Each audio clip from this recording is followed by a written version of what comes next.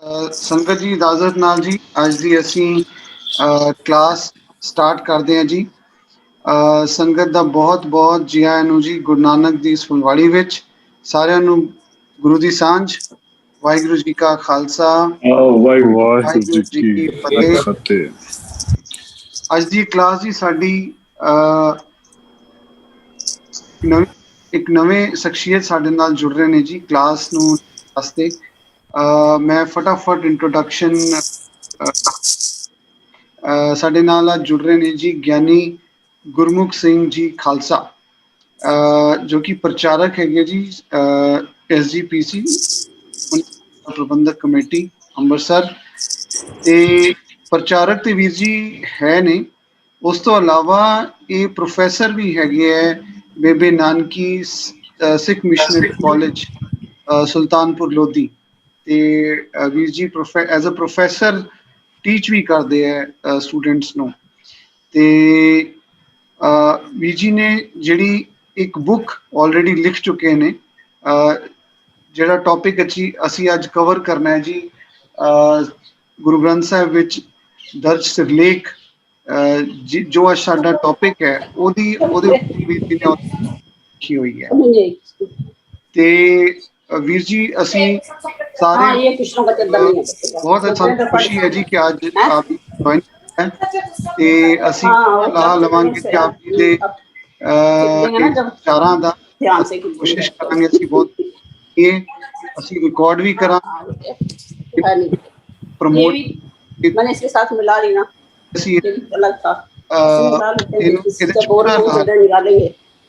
एक सेकंड मैं चाहना जी म्यूट कर लो संगत जी ताकि आवाज़ खराब ना होए। ਤੇ ਵੀਰ ਜੀ ਓਵਰ ਟੂ ਯੂ। ਅਸੀਂ ਆਪ ਜੀ ਨੂੰ ਜੀ ਆਇਆਂ ਨੂੰ ਆਖਦੇ ਹਾਂ ਜੀ ਤੇ ਬੇਨਤੀ ਕਰਦੇ ਜੀ ਆਪ ਜੀ ਸ਼ੁਰੂ ਕਰ ਸਕਦੇ ਹੋ ਕਲਾਸ। ਵਾਹਿਗੁਰੂ ਜੀ ਕਾ ਖਾਲਸਾ, ਵਾਹਿਗੁਰੂ ਜੀ ਕੀ ਫਤਿਹ। ਵਾਹਿਗੁਰੂ ਜੀ। ਜਿਹਵਾ ਏਕ ਕਵਨ ਗੁਣ ਕਹੀਐ, ਬੇਸ਼ੁਮਾਰ ਬੇਅੰਤ ਸੁਆਮੀ। तेरो अंत न किन्ही लहिया, कोट पराध हमारे खंड हो। अनक विधि समझाव हो, हम अज्ञान अलप मत थोरी। तुम्हें अपन बिरद रखाव हो, तुम्हारी शरण तुम्हारी आशा। तुम ही सज्जन सुहेले, राखो राखनहार दयाला। नानक घर के गोले, जुगो जुग अटल चबर छत्र तख्त दे मालिक। धन धन साहिब श्री गुरु ग्रंथ साहिब जी महाराज जी दी विचारधारा दे नाल जुड़ रहे गुरसिख प्यार वालियो वडभागे हो, जो कि सतगुरां दी विचारधारा दे नाल जुड़न दे लई अज दे समय दे हाणी बनन दे वास्ते जो कि वैबीनार दे ਜਾਂ ਗੁਰਮਤਿ ਕਲਾਸਾਂ ਦੇ ਤੌਰ ਦੇ ਉੱਤੇ ਗੁਰਬਾਣੀ ਦੇ ਨਾਲ ਜੁੜਨ ਦਾ ਯਤਨ ਪਏ ਕਰਦੇ ਹੋ। ਸਤਿਗੁਰਾਂ ਦੇ ਪਾਵਨ ਪਵਿੱਤਰ ਵਿਚਾਰਾਂ ਦੀ ਸਾਂਝ ਪਾਉਣ ਤੋਂ ਪਹਿਲਾਂ ਸਤਿਗੁਰਾਂ ਦੇ ਚਰਨਾਂ ਕਮਲਾਂ 'ਚ ਹਾਜ਼ਰੀ ਲਵਾਉਂਦਿਆਂ ਹੋਇਆਂ ਗੁਰਫਤਿਹ ਪ੍ਰਵਾਨ ਕਰਨਾ ਕਰੋ ਜੀ। ਵਾਹਿਗੁਰੂ ਜੀ ਕਾ ਖਾਲਸਾ, ਵਾਹਿਗੁਰੂ ਜੀ ਕੀ ਫਤਿਹ। ਅੱਜ ਦਾ ਜੋ ਵਿਸ਼ਾ ਆਪ ਜੀ ਦੇ ਨਾਲ ਸਾਂਝ ਪਾਉਣੀ ਹੈ ਉਹ ਹੈ ਸਾਹਿਬ ਸ਼੍ਰੀ ਗੁਰੂ ਗ੍ਰੰਥ ਸਾਹਿਬ ਜੀ ਮਹਾਰਾਜ ਜੀ ਦੇ ਅੰਦਰ ਆਏ ਹੋਏ ਸਰਲੇਖ। ਜਦੋਂ ਅਸੀਂ ਸਰਲੇਖਾਂ ਦੀ ਗੱਲ ਕਰਦੇ ਹਾਂ ਤੇ ਉਹਨਾਂ ਦੇ ਬਾਰੇ ਜਦੋਂ ਪੁੱਛ ਕਰਦੇ ਹਾਂ ਕਿ ਸਰਲੇਖ ਹੁੰਦੇ ਕਿਸ ਨੂੰ ਹਨ ਜਾਂ ਕਿਸ ਨੂੰ ਆਖਿਆ ਜਾਂਦਾ ਹੈ, ਤੇ ਕੋਸ਼ਾਂ ਦੇ ਅੰਦਰ ਵੱਖ-ਵੱਖ ਜੋ ਜ਼ਿਕਰ ਮਿਲਦੇ ਨੇ, ਸੁਰਖੀ, ਉਨਵਾਂ, ਹੈਡਿੰਗ, ਭਾਗ, ਕਿਸਮਤ ਇਤਿਆਦਿਕ, ਕਰਮ ਅਨੁਸਾਰ, ਜੀਵਨ ਦੇ ਲੇਖ ਜਾਂ ਸਰਲੇਖ, ਸਿਰਨਾਵਾਂ, ਮੁਖਾਰਬਿੰਦ ਇਤਿਆਦਿਕ ਆਖਿਆ ਜਾਂਦਾ ਹੈ ਵੱਖ-ਵੱਖ ਰੂਪਾਂ ਦੇ ਵਿੱਚ। ਸ਼੍ਰੀ ਗੁਰੂ ਗ੍ਰੰਥ ਸਾਹਿਬ ਜੀ ਮਹਾਰਾਜ ਜੀ ਦੇ ਅੰਦਰ ਜੋ ਇਹ ਸਰਲੇਖ ਆਏ ਨੇ, ਅਸੀਂ ਆਮ ਤੌਰ ਦੇ ਉੱਤੇ ਗੁਰਬਾਣੀ ਪੜ੍ਹਦੇ ਹਾਂ, ਪੜ੍ਹ ਕੇ ਤੁਰ ਜਾਂਦੇ ਹਾਂ। ਅਸੀਂ ਰੋਜ਼ਾਨਾ ਹੁਕਮਨਾਮਾ ਵੀ ਪੜ੍ਹਦੇ ਹਾਂ, ਸੁਣਦੇ ਹਾਂ। ਉਹਦੇ ਵਿੱਚ ਜਿਵੇਂ ਅਸੀਂ ਆਪ ਦੇ ਰੋਜ਼ਾਨਾ ਦੇਖਦੇ ਹੋ, ਹੁਕਮਨਾਮੇ ਸਾਹਿਬ ਦੇ ਉੱਤੇ ਜਦੋਂ ਸ਼ੁਰੂਆਤ ਹੁੰਦੀ ਹੈ ਜਿਵੇਂ ਸ਼ਬਦ ਆਉਂਦੇ ਨੇ ਸ਼ਲੋਕ ਮਹਲਾ ਪੰਜਵਾਂ ਘਰ ਦੂਜਾ, ਧਨਾਸਰੀ ਮਹਲਾ ਪੰਜਵਾਂ, ਅਸ਼ਟਪਦੀਆਂ ਘਰ ਦੂਜਾ, ਚੌਪਦੇ ਇਤਿਆਦਿਕ। ਹੁਣ ਆਮ ਤੌਰ ਦੇ ਉੱਤੇ ਸਾਰੇ ਪੜ੍ਹ ਕੇ ਤੁਰ ਜਾਂਦੇ ਆ, ਲੇਕਿਨ ਕਦੀ ਅਸੀਂ ਵਿਚਾਰਿਆ ਨਹੀਂ ਕਿ ਧਨਾਸਰੀ ਕੀ ਆ, ਮਹਲਾ ਕੀ ਆ, ਘਰ ਕੀ ਆ, ਅਸ਼ਟਪਦੀਆਂ ਕੀ ਆ।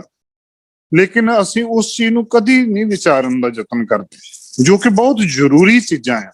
ਕਿਉਂਕਿ ਜਿੰਨੀ ਦੇਰ ਤੱਕ ਸਾਨੂੰ, ਜਿਵੇਂ ਅਸੀਂ ਅਖਬਾਰ ਪੜ੍ਹਦੇ ਹਾਂ, ਅਖਬਾਰ ਦੀ ਜੇਕਰ ਟਾਈਟਲ ਨਹੀਂ ਸਹੀ ਹੋਵੇਗਾ, ਅਖਬਾਰ ਦੀ ਜੇ ਕੀਵਰਡ ਸਹੀ ਨਹੀਂ ਹੋਣਗੇ, ਤੇ ਕੋਈ ਨਿਊਜ਼ ਪੜ੍ਹਨ ਨੂੰ ਤਿਆਰ ਨਹੀਂ ਹੋਵੇਗਾ।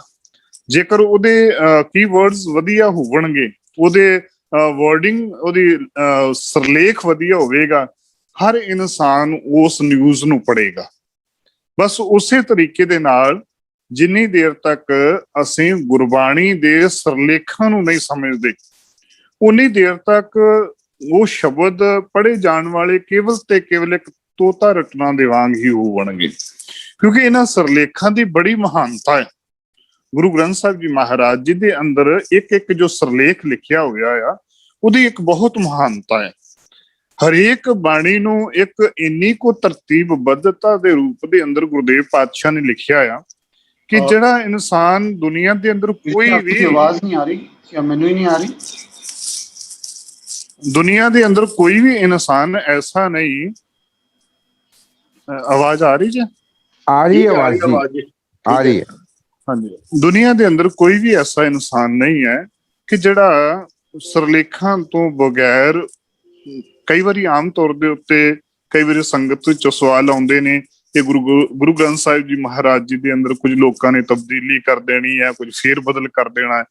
ਲੇਕਿਨ ਸਤਿਗੁਰਾਂ ਨੇ, ਗੁਰਦੇਵ ਪਾਤਸ਼ਾਹ ਨੇ ਗੁਰੂ ਗ੍ਰੰਥ ਸਾਹਿਬ ਜੀ ਮਹਾਰਾਜ ਜੀ ਦੀ ਲਿਖਤ ਇਸ ਤਰੀਕੇ ਨਾਲ ਲਿਖੀ ਹੋਈ ਹੈ ਕਿ ਇਹਦੇ ਵਿੱਚ ਇੱਕ ਵੀ ਅੱਖਰ ਜਾਂ ਇੱਕ ਵੀ ਲਗ ਮਾਤਰ ਨੂੰ ਵੀ ਕੋਈ ਫੇਰ ਬਦਲ ਨਹੀਂ ਕਰ ਸਕਦਾ, ਕਿਉਂਕਿ ਉਹਦੀ ਤਰਤੀਬ ਐਸੀ ਬਣੀ ਹੋਈ ਹੈ ਕਿ ਉਹਦੇ ਵਿੱਚ ਕੋਈ ਫੇਰ ਬਦਲ ਹੋ ਹੀ ਨਹੀਂ ਸਕਦਾ।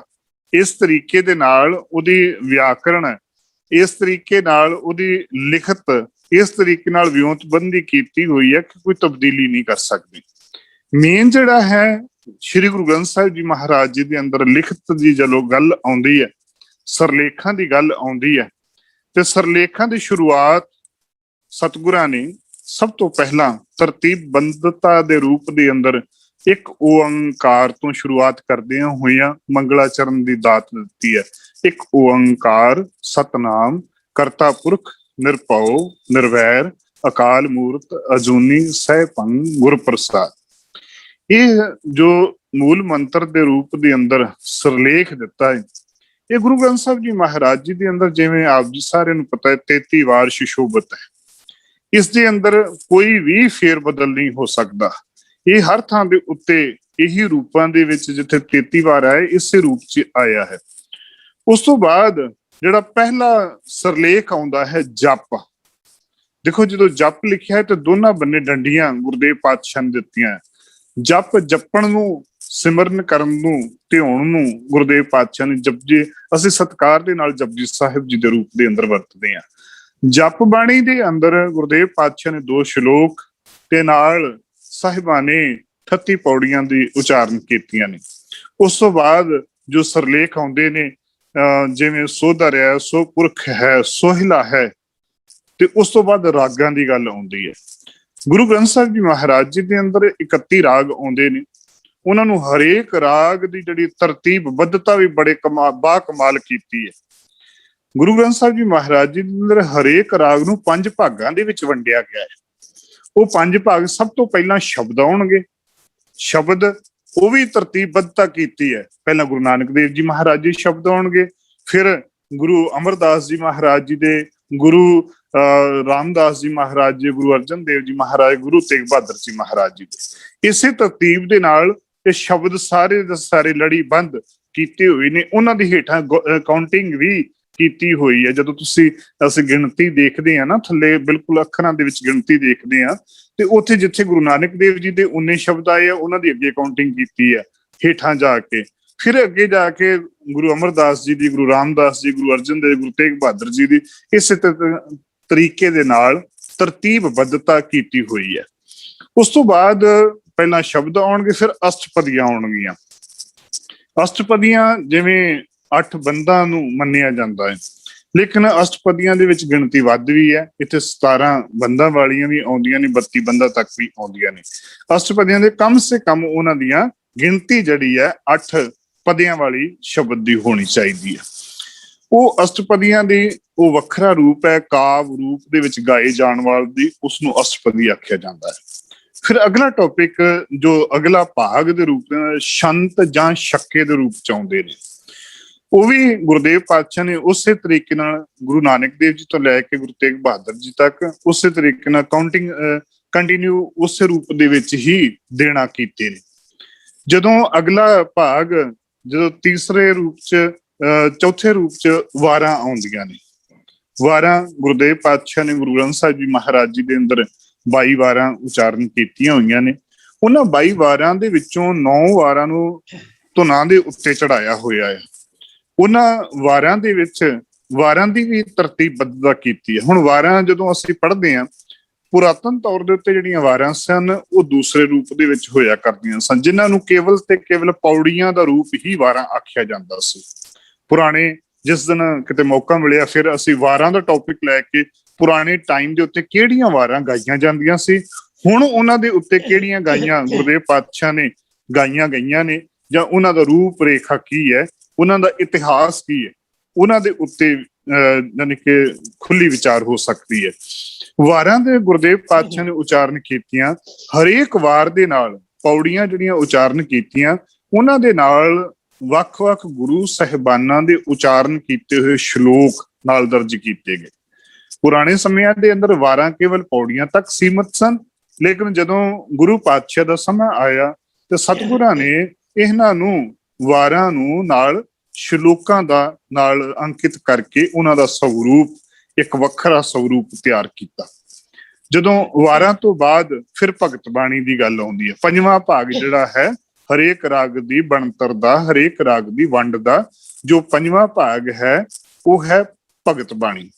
ਭਗਤ ਬਾਣੀ ਦੇ ਵਿੱਚ ਵੀ ਗੁਰਦੇਵ ਪਾਤਸ਼ਾਹ ਨੇ ਵੱਖ-ਵੱਖ ਭਗਤਾਂ ਨੂੰ ਸਿਲਸਿਲੇਵਾਰ ਉਹਨਾਂ ਦੇ ਰੂਪਾਂ ਦੇ ਵਿੱਚ, ਕਿਸੇ ਦਾ ਇੱਕ ਸ਼ਬਦ, ਕਿਸੇ ਦੇ 2 ਸ਼ਬਦ, ਜਿਨ੍ਹਾਂ ਦੇ ਜਿੰਨੇ ਸ਼ਬਦ ਸੀ ਉਸੇ ਰੂਪ ਦੇ ਅੰਦਰ ਸਾਹਿਬਾਂ ਨੇ ਲਿਖਣਾ ਕੀਤੇ। ਹੁਣ ਇਹ ਸੀ ਰਾਗਾਂ ਨੂੰ ਹਰੇਕ ਨੂੰ ਤਰਤੀਬਬੱਧਤਾ ਕਰਨ ਦੀ ਗੱਲ। ਅਗਲਾ ਜਿਹੜੇ ਸਰਲੇਖ ਆਉਂਦੇ ਨੇ, ਆਮ ਤੌਰ ਦੇ ਉੱਤੇ ਸਭ ਤੋਂ ਜਿਹੜਾ ਸਰਮੂਰ ਹੈ, ਸਭ ਤੋਂ ਜ਼ਿਆਦਾ ਵਰਤਿਆ ਜਾਣ ਵਾਲਾ ਸ਼ਬਦ ਹੈ, ਉਹ ਹੈ ਮਹਲਾ ਜਾਂ ਮਹਿਲਾ ਪਹਿਲਾ ਜਾਂ ਮਹਿਲਾ ਦੂਜਾ, ਮਹਿਲਾ ਤੀਜਾ ਕਰਕੇ ਸ਼ਬਦ ਵਰਤਿਆ ਜਾਂਦਾ ਹੈ। ਇਸ ਨੂੰ 2 ਰੂਪਾਂ ਦੇ ਵਿੱਚ ਵਰਤਿਆ ਜਾਂਦਾ ਹੈ। ਆਮ ਤੌਰ ਤੇ ਵੈਸੇ ਮਹਲ ਮਮਾ ਹਾਹਾ ਲੱਲੇ ਔਂਕੜ ਵੀ ਆਉਂਦਾ ਹੈ, ਤੇ ਮਮਾ ਹਾਹਾ ਲੱਲੇ ਕੰਨਾ ਵੀ ਆਉਂਦਾ ਹੈ। ਮਮਾ 2 ਬਿੰਦੀਆਂ ਦੇ ਕੰਨਾ, 2 ਬਿੰਦੀਆਂ ਕਰਕੇ ਵੀ ਮਹਲਾ ਸ਼ਬਦ ਵਰਤਿਆ ਜਾਂਦਾ ਹੈ। ਦੂਸਰੇ ਰੂਪ ਦੇ ਅੰਦਰ ਸ਼ਬਦ ਆਉਂਦਾ ਹੈ ਰਹਾਉ। ਰਹਾਉ ਹਰੇਕ ਸ਼ਬਦ ਦੇ ਅੰਦਰ ਲਗਭਗ ਕਈਆਂ ਸ਼ਬਦਾਂ ਦੇ ਅੰਦਰ, ਵੱਡੀਆਂ ਬਾਣੀਆਂ ਦੇ ਅੰਦਰ ਵੀ, ਜਿਵੇਂ ਸੁਖਮਨੀ ਸਾਹਿਬ ਦੇ ਅੰਦਰ ਵੀ ਇੱਕ ਰਹਾਉ ਦਾ ਸ਼ਬਦ ਆਉਂਦਾ ਹੈ, ਜਿਵੇਂ ਸਿੱਧ ਗੋਸ਼ਟ ਬਾਣੀ ਦੇ ਨਾਂ ਦੇ ਅੰਦਰ ਉਸ ਦੇ ਅੰਦਰ ਵੀ ਇੱਕ ਰਹਾਉ ਦਾ ਸ਼ਬਦ ਆਉਂਦਾ ਹੈ। ਰਹਾਉ ਤੋਂ ਭਾਵ ਹੈ ਠਹਿਰਾਓ। ਠਹਿਰਾਓ ਤੋਂ ਭਾਵ ਹੈ ਕਿ ਹਰੇਕ ਬਾਣੀ ਦਾ ਜਿਹੜਾ ਸ਼ਬਦ ਦਾ ਕੇਂਦਰੀ ਭਾਵ ਰਹਾਉ ਦੇ ਵਿੱਚ ਹੋਇਆ ਕਰਦਾ ਹੈ। ਰਹਾਉ ਦੇ ਵਿੱਚ ਉਸ ਸ਼ਬਦ ਦੀ ਵਿਚਾਰਧਾਰਾ ਜਾਂ ਉਸ ਸ਼ਬਦ ਨੂੰ ਚਾਰੇ ਪਾਸੇ ਉਸ ਦਾ ਕੇਂਦਰੀ ਭਾਵ ਕਹਿ ਲਈਏ ਕਿ ਰਹਾਉ ਦੇ ਵਿੱਚ ਸੀਮਤ ਹੁੰਦਾ ਹੈ। ਰਹਾਉ ਦੇ ਵਿੱਚ ਜਦੋਂ ਸੀਮਤ ਨੂੰ ਵਿਚਾਰ ਕਰਨੀ ਹੁੰਦੀ ਹੈ ਤੇ ਹਰੇਕ, ਜੇਕਰ ਕਈਆਂ ਸ਼ਬਦਾਂ ਦੇ ਵਿੱਚ ਇੱਕ ਰਹਾਉ ਦਾ ਸ਼ਬਦ ਵੀ ਬੰਦ ਆਉਂਦਾ ਹੈ, ਕਈਆਂ 'ਚ 2 ਵੀ ਹੁੰਦੇ ਆ, ਤੇ ਕਈਆਂ ਸ਼ਬਦਾਂ 4 ਵੀ ਰਹਾਉ ਦੇ ਬੰਦ ਆਉਂਦੇ ਨੇ। ਉਸ ਦੇ ਰੂਪ ਦੇ ਵਿੱਚ ਇਹ ਰਹਾਉ ਤੋਂ ਭਾਵ ਠਹਿਰਾਓ, ਰੁਕਾਓ। ਅਗਲਾ ਸ਼ਬਦ ਹੈ ਘਰ, ਜਿਹੜਾ ਸ਼ਬਦ ਵਰਤਿਆ ਜਾਂਦਾ ਹੈ। ਅਸੀਂ ਆਮ ਤੌਰ ਦੇ ਉੱਤੇ ਧਨਾਸਰੀ ਮਹਲਾ 5ਵਾਂ ਘਰ ਦੂਜਾ, ਘਰ ਤੋਂ ਭਾਵ ਹੈ ਅਸਲ ਦੇ ਵਿੱਚ ਰਾਗੀਆਂ ਜਾਂ ਮਹਾਨ ਕੋਸ਼ ਦਾ ਕਰਤੇ ਭਾਈ ਕਾਹਨ ਸਿੰਘ ਨਾਭਾ ਜੀ ਜੋ ਲਿਖਣਾ ਕਰਦੇ ਨੇ, ਉਹ ਇਹ ਗੱਲ ਲਿਖਦੇ ਨੇ ਕਿ ਸੰਗੀਤਕ ਧੁਨਾਂ ਨੂੰ ਉਚਾਰਨ ਕਰਨ ਵਾਸਤੇ, ਗਾਉਣ ਵਾਸਤੇ ਰਾਗੀ ਸਿੰਘਾਂ ਨੂੰ ਤਾਕੀਦ ਕੀਤੀ ਗਈ ਹੈ ਕਿ ਤੁਸੀਂ ਇਸ ਘਰ ਦੇ ਅੰਦਰ ਗਾਇਆ ਜਾਣਾ ਹੈ।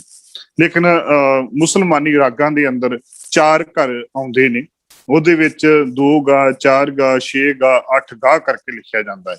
ਲੇਕਿਨ ਸ਼੍ਰੀ ਗੁਰੂ ਗ੍ਰੰਥ ਸਾਹਿਬ ਜੀ ਮਹਾਰਾਜ ਜੀ ਦੇ ਅੰਦਰ 17 ਘਰਾਂ ਤੱਕ ਗਿਣਤੀ ਆਉਂਦੀ ਹੈ। 17 ਘਰ ਜੋ ਵਰਤੇ ਗਏ ਨੇ, ਲਿਖੇ ਗਏ ਨੇ, ਉਹਨਾਂ ਦੇ ਵਿੱਚ ਅਸੀਂ ਉਹਨਾਂ ਘਰਾਂ ਦੇ ਰੂਪ ਦੇ ਅੰਦਰ ਗਾਉਣ ਦੀ, ਇਹ ਰਾਗੀ ਸਿੰਘਾਂ ਨੂੰ ਤਾਕੀਦ ਹੈ ਕਿ ਤੁਸੀਂ ਇਸ ਘਰ ਦੇ ਵਿੱਚ ਸੁਰਾਂ ਦੇ ਹਿਸਾਬ ਦੇ ਨਾਲ ਇਸ ਘਰ ਦੇ ਵਿੱਚ ਗਾਉਣਾ ਹੈ। ਹੁਣ ਗੁਰੂ ਗ੍ਰੰਥ ਸਾਹਿਬ ਜੀ ਮਹਾਰਾਜ ਜੀ ਦੇ ਅੰਦਰ 31 ਰਾਗ ਆਉਂਦੇ ਨੇ। ਉਹਨਾਂ ਦੇ ਵਿੱਚ ਸ਼੍ਰੀ ਰਾਗ, ਮਾਝ ਰਾਗ, ਗੌੜੀ ਰਾਗ, ਆਸਾ ਰਾਗ, ਗੂਜਰੀ, ਦੇਵਗੰਧਾਰੀ ਰਾਗ, ਬਿਹਾਗੜਾ ਰਾਗ, ਵਡਹੰਸ ਰਾਗ, ਸੋਰਠ ਰਾਗ, ਤਨਾਸਰੀ ਰਾਗ, ਟੋਡੀ ਰਾਗ, ਬੈਰਾੜੀ ਰਾਗ, ਤਿਲੰਗ, ਸੂਹੀ, ਬਿਲਾਵਲ ਰਾਗ, ਗੌਂਡ ਰਾਗ, ਰਾਮਕਲੀ, ਨਟ ਨਾਰਾਇਣ, ਮਾਲੀ ਗੌੜਾ ਰਾਗ, ਮਾਰੂ, ਤੁਖਾਰੀ, ਕੇਦਾਰਾ, ਭੈਰੋ, ਬਸੰਤ, ਸਾਰੰਗ, ਮਲਾਰ, ਕਾਨੜਾ, ਕਲਿਆਣ, ਜੈਜਵੰਤੀ। ਹੁਣ ਇੱਥੇ ਇੱਕ ਹੋਰ ਆਪ ਜੀ ਦੇ ਨਾਲ ਸਾਂਝ ਪਾ ਦੇਵਾਂ, ਇਹ 31 ਰਾਗ ਨੇ, ਲੇਕਿਨ ਗੌੜੀ ਰਾਗ ਦੇ ਅੰਦਰ ਵੀ ਕੁਝ ਕਿਸਮਾਂ ਨੇ ਜਿਨ੍ਹਾਂ ਨੂੰ ਅਸੀਂ ਗੌੜੀ ਗੁਆਰੇ ਦੀ, ਗੌੜੀ ਚੇਤੀ, ਗੌੜੀ ਬੈਰਾਗਣ, ਗੌੜੀ ਮਾਲਵਾ ਤੇ ਗੌੜੀ ਮਾਝ, ਗੌੜੀ ਦੱਖਣੀ, ਗੌੜੀ ਮਾਲਾ, ਗੌੜੀ ਪੂਰਬੀ, ਗੌੜੀ ਦੀਪਕੀ ਕਰਕੇ ਵੀ ਸ਼ਬਦ ਆਉਂਦੇ ਨੇ। ਇਹਨਾਂ ਦੇ ਗੌੜੀ ਰਾਗ ਦੇ ਵੱਖ-ਵੱਖ ਕਿਸਮਾਂ ਇਸ ਦੇ ਵਿੱਚ ਅੰਕਿਤ ਕੀਤੀਆਂ ਨੇ। ਅਸਲ ਦੇ ਵਿੱਚ ਆਮ ਤੌਰ ਦੇ ਉੱਤੇ ਜੋ ਪੁਰਾਣੇ ਸਮਿਆਂ ਦੇ ਅੰਦਰ ਕੁਝ ਹਿੰਦੁਸਤਾਨੀ ਰਾਗਾਂ ਦੇ ਵਿੱਚ, ਜਦੋਂ ਅਸੀਂ ਰਾਗਾਂ ਦੀ ਗੱਲ ਕਰਦੇ ਹਾਂ, ਮੈਂ ਅਜੇ ਸੰਗੀਤਕਾਰ ਨਹੀਂ ਆ, ਲੇਕਿਨ ਜਿਹੜੇ ਸੰਗੀਤਕਾਰ ਨੇ ਉਹਨਾਂ ਨੂੰ ਜਦੋਂ ਪੁੱਛ ਕਰਦੇ ਆ ਤੇ ਉਹਨਾਂ ਦੇ ਅਨੁਸਾਰ ਜਿਹੜੇ ਵੱਖ-ਵੱਖ ਘਰਾਣਿਆਂ ਦੇ ਅੰਦਰ ਜਿਹੜੇ ਸੰਗੀਤ ਗਾਏ ਜਾਂਦੇ ਨੇ, ਉਹਨਾਂ ਰਾਗਾਂ ਨੂੰ ਗੁਰਦੇਵ ਪਾਤਸ਼ਾਹ ਨੇ ਜਦੋਂ ਦੂਸਰੇ ਭਗਤਾਂ ਦੀ ਜਾਂ ਦੂਜਿਆਂ ਰਾਜਾਂ ਦੇ ਵਿੱਚੋਂ ਜਦੋਂ ਗਏ ਤੇ ਬਾਣੀ ਉਚਾਰਨ ਕੀਤੀ ਤੇ ਉਹਨਾਂ ਘਰਾਂ ਦੇ ਵਿੱਚ ਉਚਾਰਨ ਕਰਕੇ ਸਾਹਿਬਾਂ ਨੇ ਇਸ ਪਾਵਨ ਪਵਿੱਤਰ ਸਰੂਪ ਦੇ ਅੰਦਰ ਉਹਨਾਂ ਰਾਗਾਂ ਦੇ ਵਿੱਚ ਉਚਾਰਨ ਕਰਕੇ ਗੌੜੀ ਦੇ ਨਾਲ ਸੰਕਲਿਤ ਕਰ ਦਿੱਤੀ। ਇਹਦੇ ਨਾਲ ਕੁਝ ਹੋਰ ਵੀ ਆਉਂਦੇ ਨੇ, ਜਿਵੇਂ ਹਿੰਡੋਲ, ਭੁਪਾਲੀ, ਵਿਪਾਸ ਇਤਿਆਦਿਕ ਰਾਗਾਂ ਦੇ ਵਿੱਚ ਹੀ ਸੰਕਲਿਤ ਕੀਤੇ ਨੇ। ਹੁਣ ਅਗਲੀ ਗੱਲ ਜਿਹੜੀ ਆਉਂਦੀ ਹੈ ਉਹੀ ਧੁਨੀ, ਧੁਨਾਂ ਦੇ ਉੱਤੇ ਚੜਾਉਣੀ ਜਾਂ ਗੌੜੀ। ਇਹਨਾਂ ਦੇ ਵਿੱਚ ਜਿਵੇਂ ਵਾਰਾਂ ਦੀ ਗੱਲ, ਹੁਣ ਗੌੜੀ ਕੀ ਵਾਰ ਮਹੱਲਾ ਪੰਜਵਾਂ, ਗੌੜੀ ਮਹੱਲਾ ਪਹਿਲਾ, ਟੁੰਡੇ ਅਸਰਾਜੇ ਕੀ ਧੁਨ ਉੱਪਰ ਗਾਵਣੀ ਇਤਿਆਦਿਕ, ਇਹ ਜਿਹੜੀਆਂ 9 ਵਾਰਾਂ ਦੇ ਉੱਤੇ ਧੁਨਾਂ ਚੜਾਈਆਂ ਗਈਆਂ ਨੇ। 22 ਵਾਰਾਂ ਦੀ ਗੱਲ ਜਿਵੇਂ ਅਸੀਂ ਆਪ ਜੀ ਨਾਲ ਕਰ ਰਹੇ ਸਾਂ ਕਿ 22 ਵਾਰਾਂ ਦੇ ਵਿੱਚੋਂ 9 ਵਾਰਾਂ ਨੂੰ ਧੁਨਾਂ ਦੇ ਉੱਤੇ ਚੜਾਇਆ ਗਿਆ। ਉਹ ਇੱਕ ਵੱਖਰਾ ਵਿਸ਼ਾ, ਉਹ ਕਾਫੀ ਵੱਡਾ ਵਿਸ਼ਾ ਹੋ ਜਾਣਾ ਹੈ ਤੇ ਉਹ ਫਿਰ ਕਿਤੇ ਕਰਾਂਗੇ, ਆਪ ਜੀ ਦੇ ਨਾਲ ਸਾਂਝ ਪਾਵਾਂਗੇ। ਹੁਣ ਜਿਵੇਂ ਕਾਨੜੇ ਦੀ ਵਾਰ ਦੇ ਵਿੱਚ ਹੀ ਆਉਂਦਾ ਹੈ। ਹੁਣ ਅਗਲਾ ਸ਼ਬਦ ਹੈ ਸ਼ੁੱਧ ਜਾਂ ਸ਼ੁੱਧ ਕੀਚੈ। ਇਹ ਵੀ ਸਰਲੇਖ ਦਾ ਇੱਕ ਸਰੂਪ ਹੈ। ਜਦੋਂ ਅਸੀਂ ਬਾਣੀ ਪੜ੍ਹਦੇ ਹਾਂ ਤੇ ਸ਼ਬਦਾਂ ਦੇ ਵਾਰਾਂ ਦੇ ਵਿੱਚ ਅਖੀਰ ਦੇ ਵਿੱਚ ਜੋ ਸ਼ੁੱਧ ਕੀਚੈ ਸ਼ਬਦ ਆਉਂਦਾ ਹੈ, ਇਹ ਜਦੋਂ ਅਸੀਂ ਪੁਰਾਣੇ ਸਰੂਪਾਂ ਦੇ ਵਿੱਚ ਦੇਖਣ ਨੂੰ ਮਿਲਦਾ ਹੈ ਤੇ ਕੰਸ ਗਨਾਬਾ ਜੀ ਲਿਖਦੇ ਨੇ ਕਿ ਜਿਹੜੇ ਪੁਰਾਣੇ ਸਰੂਪ ਸਨ, ਜਿਵੇਂ ਧੰਨ ਗੁਰੂ ਅਰਜਨ ਦੇਵ ਜੀ ਮਹਾਰਾਜ ਜੀ ਜਿਹੜੀਆਂ ਬਾਣੀਆਂ ਚੈੱਕ ਕਰ ਲੈਂਦੇ ਨੇ, ਉਹਨਾਂ ਨੂੰ ਸ਼ੁੱਧ ਕਰਕੇ ਲਿਖ ਦਿੰਦੇ ਸਨ ਕਿ ਇਹ ਬਾਣੀ ਸ਼ੁੱਧ ਹੈ, ਇਹਨਾਂ ਨੂੰ ਚੜਾ ਲਿਆ ਜਾਵੇ ਗੁਰੂ ਗ੍ਰੰਥ ਸਾਹਿਬ ਜੀ ਮਹਾਰਾਜ ਜੀ ਦੇ ਅੰਦਰ। ਤੇ ਜਿਨ੍ਹਾਂ ਦੂਜਿਆਂ ਕੁਛ ਥਾਵਾਂ ਦੇ ਉੱਤੇ ਇਹਨਾਂ ਨੂੰ ਸ਼ੁੱਧ ਕੀਚੈ ਸ਼ਬਦ ਵੀ ਇਹਨਾਂ ਨੂੰ ਦੁਬਾਰਾ ਵਿਚਾਰ ਲੈਣਾ, ਕੋਈ ਗਲਤੀ ਹੋਵੇ ਤੇ ਜ਼ਰੂਰ ਦੇਖ ਲੈਣਾ। ਲੇਕਿਨ ਅੱਜ ਅਸੀਂ ਥੋੜੇ ਲਕੀਰ ਦੇ ਫਕੀਰ ਹਾਂ। ਜੇਕਰ ਕੋਈ ਗੱਲ ਕਰ ਦਿੰਦਾ ਹੈ ਤੇ ਅਸੀਂ ਉਹਦੇ ਉਸੇ ਵੇਲੇ ਵਿਰੋਧ 'ਚ ਖੜੇ ਹੋ ਜਾਂਦੇ ਹਾਂ ਕਿ ਹਾਂ ਬਿਲਕੁਲ ਇਹ ਇਸ ਤਰ੍ਹਾਂ ਹੀ ਹੋਣੀ ਹੈ, ਇਸ ਤੋਂ ਬਗੈਰ ਨਹੀਂ ਹੋ ਸਕਦੀ। ਫਿਰ ਜਦੋਂ ਅਗਲਾ ਸ਼ਬਦ ਆਉਂਦਾ ਹੈ ਪਹਿਰੇ। ਗੁਰਬਾਣੀ ਦੇ ਅੰਦਰ ਗੁਰਦੇਵ ਪਾਤਸ਼ਾਹ ਨੂੰ ਕੁਝ ਚੀਜ਼ਾਂ ਜਿਹੜੀਆਂ ਲਿਖਣ ਦੀ ਲੋੜ ਪਈ, ਕਿਉਂਕਿ ਗੁਰਮਤ ਤੇ ਸੱਭਿਆਚਾਰ, ਗੁਰਬਾਣੀ ਤੇ ਸੱਭਿਆਚਾਰ ਇਹ ਅਲੱਗ ਨਹੀਂ ਹੋ ਸਕਦੇ। ਕਿਉਂਕਿ ਗੁਰਦੇਵ ਪਾਤਸ਼ਾਹ ਧੰਨ ਗੁਰੂ ਨਾਨਕ ਦੇਵ ਜੀ ਮਹਾਰਾਜ ਜੀ ਤੋਂ ਲੈ ਕੇ ਗੁਰੂ ਤੇਗ ਬਹਾਦਰ ਜੀ ਮਹਾਰਾਜ ਜੀ ਤੱਕ, ਜਦੋਂ ਵੀ ਜਿੱਥੇ ਵੀ ਜਿਸ ਵੀ ਭਗਤ ਨੇ ਵੀ ਬਾਣੀ ਉਚਾਰਨ ਕੀਤੀ, ਜਿਸ ਸਥਾਨ ਦੇ ਉੱਤੇ ਉਚਾਰਨ ਕੀਤੀ, ਉਸੇ ਸਰੂਪ ਦੇ ਅੰਦਰ ਕੋਸ਼ਿਸ਼ ਕੀਤੀ ਉਹਨਾਂ ਨੂੰ ਸੰਭਾਲਣ ਦੀ।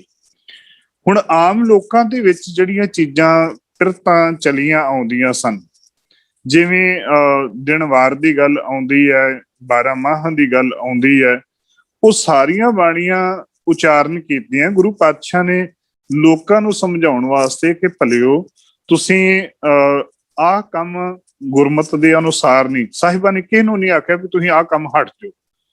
ਉਹਨਾਂ ਨੇ ਆਖਿਆ ਵੀ ਜੇਕਰ ਤੁਸੀਂ ਕਰਨਾ ਹੀ ਹੈ ਨਾ, ਜੇਕਰ 12ਵਾਂ ਮਨਾਉਣੇ ਆ ਨਾ, ਤੇ ਤੁਸੀਂ ਇਸ ਤਰੀਕੇ ਨਾਲ ਮਨਾਓ।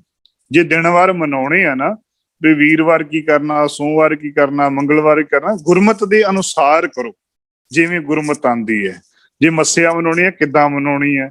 ਜੇ ਤੁਸੀਂ ਯਾਨੀ ਕਿ ਸਾਹਿਬਾਂ ਨੇ ਕੋਸ਼ਿਸ਼ ਇਹ ਕੀਤੀ ਕਿ ਲੋਕਾਂ ਦੇ ਵਿੱਚ ਜਾ ਕੇ ਲੋਕਾਂ ਦੀ ਆਵਾਜ਼ ਬਣਨ ਦੀ, ਲੋਕਾਂ ਨੂੰ ਲੋਕਾਂ ਦੇ ਰਾਹੀਂ ਹੀ ਸਮਝਾਉਣ ਦੀ। ਅਸੀਂ ਅੱਜ ਦੇ ਸਮੇਂ ਦੇ ਵਿੱਚ ਕੋਸ਼ਿਸ਼ ਇਹ ਕਰ ਰਹੇ ਹਾਂ ਕਿ ਅਸੀਂ ਆਪਣੇ ਤਰੀਕੇ ਨਾਲ ਸਮਝਾਉਣ ਦੀ ਕੋਸ਼ਿਸ਼ ਕਰ ਰਹੇ ਹਾਂ, ਲੇਕਿਨ ਸੱਚੇ ਪਾਤਸ਼ਾਹ ਦੀ ਇਹ ਕੋਸ਼ਿਸ਼ ਰਹੀ ਹੈ ਕਿ ਜੇਕਰ ਮੈਂ ਜੋ ਸੰਗਤ ਕਰ ਰਹੀ ਹੈ, ਦੇਖੋ ਗੁਰੂ ਨਾਨਕ ਦੇਵ ਜੀ ਮਹਾਰਾਜ ਜੀ ਦਾ ਜਦੋਂ ਅਸੀਂ ਇਤਿਹਾਸ ਸਾਰੇ ਪੜ੍ਹੇ ਆ, ਸੁਣਦੇ ਆ, ਗੁਰੂ ਪਾਤਸ਼ਾਹ ਜਿੱਥੇ ਵੀ ਗਏ ਉਹਨਾਂ ਨੇ ਜਾ ਕਰਕੇ ਉਹਨਾਂ ਦੇ ਧਾਰਮਿਕ ਸਥਾਨਾਂ ਦੇ ਉੱਤੇ ਜਾ ਕੇ, ਜਿੱਥੇ ਮੇਲੇ ਸਨ, ਜਿੱਥੇ ਪ੍ਰੋਗਰਾਮ ਲੱਗੇ ਸਨ, ਉਹਨਾਂ ਪ੍ਰੋਗਰਾਮਾਂ ਦੇ ਵਿੱਚ ਜਾ ਕੇ ਉਹਨਾਂ ਦੀ ਗੱਲ ਉਹਨਾਂ ਨੂੰ ਤਰਕ ਦੇ ਨਾਲ ਸਮਝਾਉਣ ਦੀ ਕੋਸ਼ਿਸ਼ ਕੀਤੀ। ਵੀ ਮੈਂ ਜਿਵੇਂ ਜਗਨਨਾਥਪੁਰੀ ਵਿਖੇ ਆਰਤੀ ਦੀ ਗੱਲ ਆਉਂਦੀ ਹੈ, ਉਹਨਾਂ ਨੇ ਆਰਤੀ ਕਰਨ ਦੀ ਗੱਲ ਕੀਤੀ, ਸਾਹਿਬ ਪਿੱਛੇ ਹੋ ਕੇ ਬਹਿ ਗਏ। ਉਹਨਾਂ ਆਖਿਆ ਵੀ ਆਰਤੀ ਆਂਦੇ ਤੁਸੀਂ ਸਾਡੇ ਨਾਲ ਪਾਂਡਿਆਂ ਨੇ ਆਖਿਆ ਕਿ ਆਰਤੀ ਕਿਉਂ ਨਹੀਂ ਕੀਤੀ। ਕਹਿਣ ਲੱਗੇ ਮੈਂ ਤੇ ਆਰਤੀ ਦਾ ਮਤਲਬ ਹੋਰ ਦੱਸਣਾ ਚਾਹੁੰਦਾ। ਫਿਰ ਉਹਨਾਂ ਨੇ ਤੁਸੀਂ ਆਰਤੀ ਕਿਵੇਂ ਕਰਦੇ ਹੋ, ਸਾਹਿਬਾਂ ਨੇ ਉਹ ਦੱਸ ਦੇਣਾ ਕੀਤੀ, ਅਸੀਂ ਸਾਰੇ ਜਾਣਦੇ ਹਾਂ। ਉਹ ਸਾਹਿਬਾਂ ਨੇ ਸਮਝਾਉਣ ਦਾ ਯਤਨ ਕੀਤਾ ਵੀ ਇਸ ਤਰੀਕੇ ਦੇ ਨਾਲ ਆਰਤੀ ਹੁੰਦੀ ਹੈ। ਜਿਵੇਂ ਉਹਨਾਂ ਨੇ ਹਰੇਕ ਚੀਜ਼ ਨੂੰ ਇੱਕ ਤਰਕ ਦੇ ਨਾਲ, ਇੱਕ ਸੋਚ ਦੇ ਨਾਲ ਲੋਕਾਂ ਨੂੰ ਸਮਝਾਉਣ ਦੀ ਕੋਸ਼ਿਸ਼ ਕੀਤੀ ਕਿ ਤੁਸੀਂ ਇਸ ਤਰੀਕੇ ਨਾਲ ਕਰੋ। ਬਸ ਉਸੇ ਹੀ ਤਰਕ, ਸੋਚ, ਵਿਚਾਰ ਨੂੰ ਲੈ ਕੇ ਗੁਰੂ ਪਾਤਸ਼ਾਹ ਨੇ ਗੱਲ ਸਮਝਾਉਣ ਦੀ ਗੱਲ ਕੀਤੀ ਕਿ ਹਰੇਕ ਲੋਕਾਂ ਦੇ ਵਿੱਚ ਜਾ ਕੇ ਲੋਕਾਂ ਦੀ ਆਵਾਜ਼ ਬਣੇ।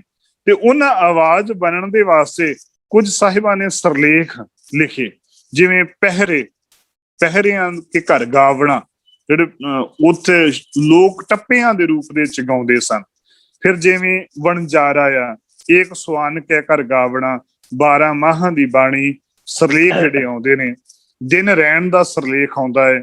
ਕਰਹਲੇ, ਜਿਵੇਂ ਕਰਹਲੇ ਤੋਂ ਭਾਵ ਹੈ ਜਿਵੇਂ ਊਠ ਰਾਜਸਥਾਨ ਦੇ ਇਲਾਕੇ ਦੇ ਵਿੱਚ ਲੋਕ ਜਾਇਆ ਕਰਦੇ ਸਨ, ਤੇ ਉਸ ਸਮੇਂ ਜਿਹੜੀ ਲੋਕਾਂ ਦੀ ਆਵਾਜ਼ ਦੇ ਵਿੱਚ ਜੋ ਗੀਤ ਗਾਇਆ ਕਰਦੇ ਸਨ, ਉਹ ਸਮੇਂ ਉਹ ਸਾਹਿਬਾਂ ਨੇ ਉਸੇ ਰੂਪ ਦੇ ਅੰਦਰ ਉਹ ਆਵਾਜ਼, ਉਸ ਸੁਰ, ਉਸ ਲੈ ਤਾਲ ਦੇ ਵਿੱਚ ਗਾਉਣ ਦੀ ਕੋਸ਼ਿਸ਼ ਕੀਤੀ ਕਿ ਉਸ ਰੂਪ ਦੇ ਅੰਦਰ ਤੁਸੀਂ ਵੀ ਗਾਓ। ਦੇਖੋ ਗੁਰੂ ਪਾਤਸ਼ਾਹ ਨੇ ਆਮ ਤੌਰ ਦੇ ਉੱਤੇ, ਅਸੀਂ ਜਦੋਂ ਪੰਜਾਬੀ ਦੀ ਗੱਲ ਆਉਂਦੀ ਹੈ, ਗੁਰਮਤ ਦੀ ਗੱਲ ਆਉਂਦੀ ਹੈ, ਗੁਰੂ ਗ੍ਰੰਥ ਸਾਹਿਬ ਜੀ ਮਹਾਰਾਜ ਜੀ ਦੇ ਅੰਦਰ 68 ਲੈਂਗੁਏਜ ਨੇ, 68 ਭਾਸ਼ਾਵਾਂ ਗੁਰੂ ਗ੍ਰੰਥ ਸਾਹਿਬ ਜੀ ਮਹਾਰਾਜ ਜੀ ਦੇ ਅੰਦਰ ਆਉਂਦੀਆਂ ਨੇ। ਹੁਣ ਜਦੋਂ 68 ਭਾਸ਼ਾਵਾਂ ਦਾ ਜਿਹੜਾ ਬੋਧ ਹੈ, ਗਿਆਨ ਹੈ, ਜਦੋਂ ਅਸੀਂ ਬਾਣੀ ਦੇ ਅੰਦਰ ਪੜ੍ਹਦੇ ਹਾਂ ਤੇ ਹਰੇਕ ਅਰਥ ਕਈ ਰੂਪਾਂ ਦੇ ਵਿੱਚ ਆ ਰਹੇ ਨੇ। ਇੱਕ ਅਰਥ ਜਿਹੜਾ ਸ਼ਬਦ ਹੈ ਕਈ ਰੂਪਾਂ ਦੇ ਵਿੱਚ ਆਉਂਦਾ ਹੈ। ਜਿਵੇਂ ਹਰ ਸ਼ਬਦ ਹੈ, ਹਰ ਸ਼ਬਦ ਦੇ 44 ਅਰਥ ਆਉਂਦੇ ਨੇ। ਹੁਣ ਉਹ ਹਰ ਸ਼ਬਦ ਕਿਹੜੇ ਰੂਪ ਚ ਕਿੱਥੇ ਆਇਆ, ਕਿਸ ਰੂਪ ਚ ਆਇਆ, ਉਹ ਜਿੰਨੀ ਦੇਰ ਤੱਕ ਅਸੀਂ ਗੁਰਬਾਣੀ ਨੂੰ ਥੋੜੀ ਡੀਪਲੀ ਸਟੱਡੀ ਨਹੀਂ ਕਰਦੇ, ਉਨੀ ਦੇਰ ਤੱਕ ਸਾਨੂੰ ਉਹ ਸਮਝ ਨਹੀਂ ਆਏਗੀ ਕਿ ਗੁਰੂ ਪਾਤਸ਼ਾਹ ਸਾਨੂੰ ਇਸ ਸ਼ਬਦ ਦੇ ਵਿੱਚ ਕਹਿਣਾ ਕੀ ਚਾਹੁੰਦੇ ਨੇ, ਸਮਝਾਉਣਾ ਕੀ ਚਾਹੁੰਦੇ ਨੇ। ਜਿਵੇਂ ਹੁਣ ਪੰਜਾਬੀ ਦੀ ਗੱਲ ਕਰਦੇ ਹਾਂ, ਤੇ ਪੰਜਾਬੀ ਦੇ ਵਿੱਚ ਹੀ ਕੇਵਲ 27 ਉਪਬੋਲੀਆਂ ਦੀ ਬਣੀ ਹੋਈ ਹੈ। ਪੰਜਾਬੀ ਭਾਸ਼ਾ ਦੇ ਅੰਦਰ 27 ਉਪਬੋਲੀਆਂ, ਜਿਹਨੂੰ ਅਸੀਂ ਲਹਿੰਦੀ ਪੰਜਾਬੀ, ਪੋਠੋਹਾਰੀ, ਸ਼ਾਹਮੁਖੀ ਇਤਿਆਦਿਕ ਬੋਲੀਆਂ ਦੇ ਅਸੀਂ ਨਾਮ ਦੇ ਨਾਲ ਜਾਣਦੇ ਹਾਂ। ਤੇ ਹਰੇਕ ਭਾਸ਼ਾ ਦੇ ਵਿੱਚ, ਹਰੇਕ ਬੋਲੀ ਦੇ ਵਿੱਚ ਸਾਡੀ ਲੈ ਤਾਲ ਛੁਪਿਆ ਹੋਇਆ ਹੈ। ਜਿਵੇਂ ਮਲਵਈਆਂ ਦੇ ਵਰਡਿੰਗ ਹੋਰ ਹੈ, ਮਾਝੇ ਦੀ ਬੋਲੀ ਹੋਰ ਹੈ, ਔਰ ਯਾਨੀ ਕਿ ਦੁਆਬੇ ਦੀ ਬੋਲੀ ਹੋਰ ਹੈ। ਬਸ ਉਸੇ ਤਰੀਕੇ ਦੇ ਨਾਲ ਗੁਰੂਦੇਵ ਪਾਤਸ਼ਾਹ ਜਿੱਥੇ ਵੀ ਗਏ, ਉਹਨਾਂ ਦੇ ਵਿੱਚ ਜਾ ਕੇ, ਜੇਕਰ ਸ਼੍ਰੀਲੰਕਾ ਜਾਂਦੇ ਨੇ ਤੇ ਉਹਨਾਂ ਦੇ ਵਿੱਚ ਜਾ ਕੇ ਉਹਨਾਂ ਦੀ ਬੋਲੀ, ਉਹਨਾਂ ਦੀ ਆਵਾਜ਼ ਦੇ ਵਿੱਚ ਗੁਰੂਦੇਵ ਪਾਤਸ਼ਾਹ ਨੇ ਗੱਲ ਸਮਝਾਉਣ ਦੀ ਕੀਤੀ। ਹੁਣ ਉਸੇ ਰੂਪ ਦੇ ਅੰਦਰ ਸਾਹਿਬਾਂ ਨੇ 52 ਅੱਖਰੀ ਸ਼ਬਦ ਵੀ ਉਚਾਰਨ ਕੀਤੇ। 52 ਅੱਖਰੀ, ਦੇਖੋ ਇੱਕ ਸਰਲੇਖ ਦਾ ਮਤਲਬ ਇਹ ਹੈ ਕਿ ਉਸ ਸ਼ਬਦ ਦੇ ਅੰਦਰ ਕੀ ਹੋਵੇਗਾ, 52 ਅੱਖਰ ਦੇ ਵਿੱਚ ਸਾਹਿਬਾਂ ਕੀ ਸਮਝਾਉਣਾ ਚਾਹੁੰਦੇ ਨੇ। ਜੇਕਰ ਸੁਖਮਨੀ ਦੀ ਗੱਲ ਕੀਤੀ ਹੈ ਤੇ ਸੁਖ ਕਿਵੇਂ ਜੀਵਨ ਦੇ ਵਿੱਚ ਆਉਣਗੇ, ਸਾਹਿਬਾਂ ਨੇ ਉਹ ਸੁਖਮਨੀ ਦਾ ਹੈਡਿੰਗ ਦਿੱਤਾ ਹੈ, ਸਰਲੇਖ ਦਿੱਤਾ ਹੈ। ਥਿੱਤੀ ਦਾ ਸਰਲੇਖ ਦਿੱਤਾ ਹੈ। ਥਿੱਤੀ ਤੋਂ ਭਾਵੇਂ ਤਰੀਕ, ਦਿਨ ਵਾਰ ਜਿਵੇਂ 15 36 7 ਵਾਰ ਦੀ ਗੱਲ ਆਉਂਦੀ ਹੈ, ਕਿਵੇਂ ਕਿਵੇਂ ਇੱਕ ਇੱਕ ਦਿਨ, ਪਹਿਲੀ ਤਿਥੀ ਨੂੰ ਕੀ ਕਰਨਾ, ਦੂਜੀ ਤਰੀਕ ਨੂੰ ਕਰਨਾ, ਤੀਜੀ ਤਰੀਕ ਨੂੰ ਕੀ ਕਰਨਾ, ਸਾਹਿਬਾਂ ਨੇ ਸਾਨੂੰ ਇੱਕ ਇੱਕ ਦਿਨ ਦਾ ਸਮਝਾਇਆ ਹੈ। ਤੇ ਉਸ ਤੋਂ ਬਾਅਦ ਸਾਹਿਬਾਂ ਨੇ 7 ਵਾਰ ਦੀ ਗੱਲ ਕੀਤੀ ਹੈ। ਜਿਵੇਂ ਅੱਗੇ ਵੀ ਗੱਲ ਕਰ ਰਹੇ ਸਾਂ ਕਿ ਜਿਵੇਂ ਵਾਰਾਂ ਦੇ ਵਿੱਚ ਆਮ ਤੌਰ ਦੇ ਉੱਤੇ ਐਤਵਾਰ ਆ ਨਹੀਂ ਕਰਨਾ, ਸੋਮਵਾਰ ਆ ਨਹੀਂ ਕਰਨਾ, ਮੰਗਲਵਾਰ ਆ ਨਹੀਂ ਕਰਨਾ, ਲੇਕਿਨ ਗੁਰਦੇਵ ਪਾਤਸ਼ਾਹ ਨੇ ਕਿਤੇ ਸਾਨੂੰ ਇਹ ਨਹੀਂ ਆਖਿਆ ਵੀ ਆ ਨਹੀਂ ਕਰਨਾ।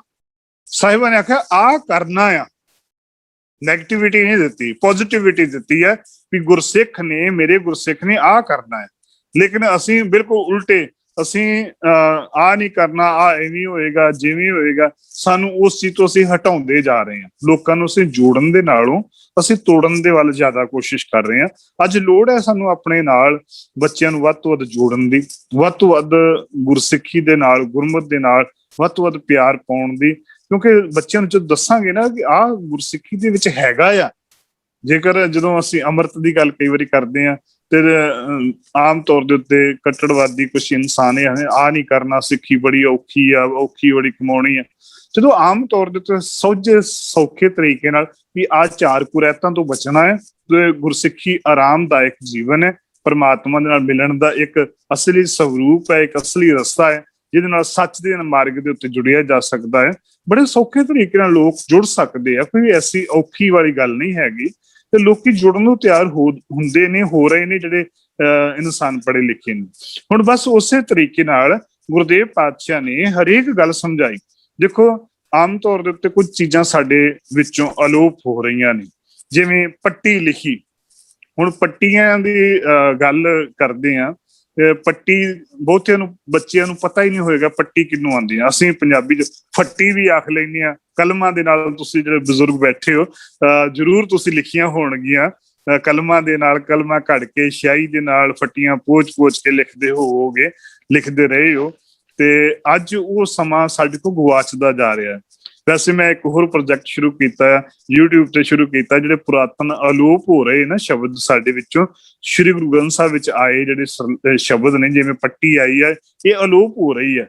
ਹੁਣ ਇਹਨਾਂ ਨੂੰ ਮੈਂ ਕੋਸ਼ਿਸ਼ ਕਰ ਰਿਹਾ YouTube ਦੇ ਉੱਤੇ ਕਿ ਆਮ ਤੌਰ ਤੇ ਕਿਤਾਬ ਪੜ੍ਹਨ ਨੂੰ ਕੋਈ ਤਿਆਰ ਨਹੀਂ ਹੈਗਾ ਤੇ 5 ਮਿੰਟ ਦੀ 6 ਮਿੰਟ ਦੀ ਵੀਡੀਓ ਕੋਈ ਵੀ ਵੇਖ ਸਕਦਾ ਆ।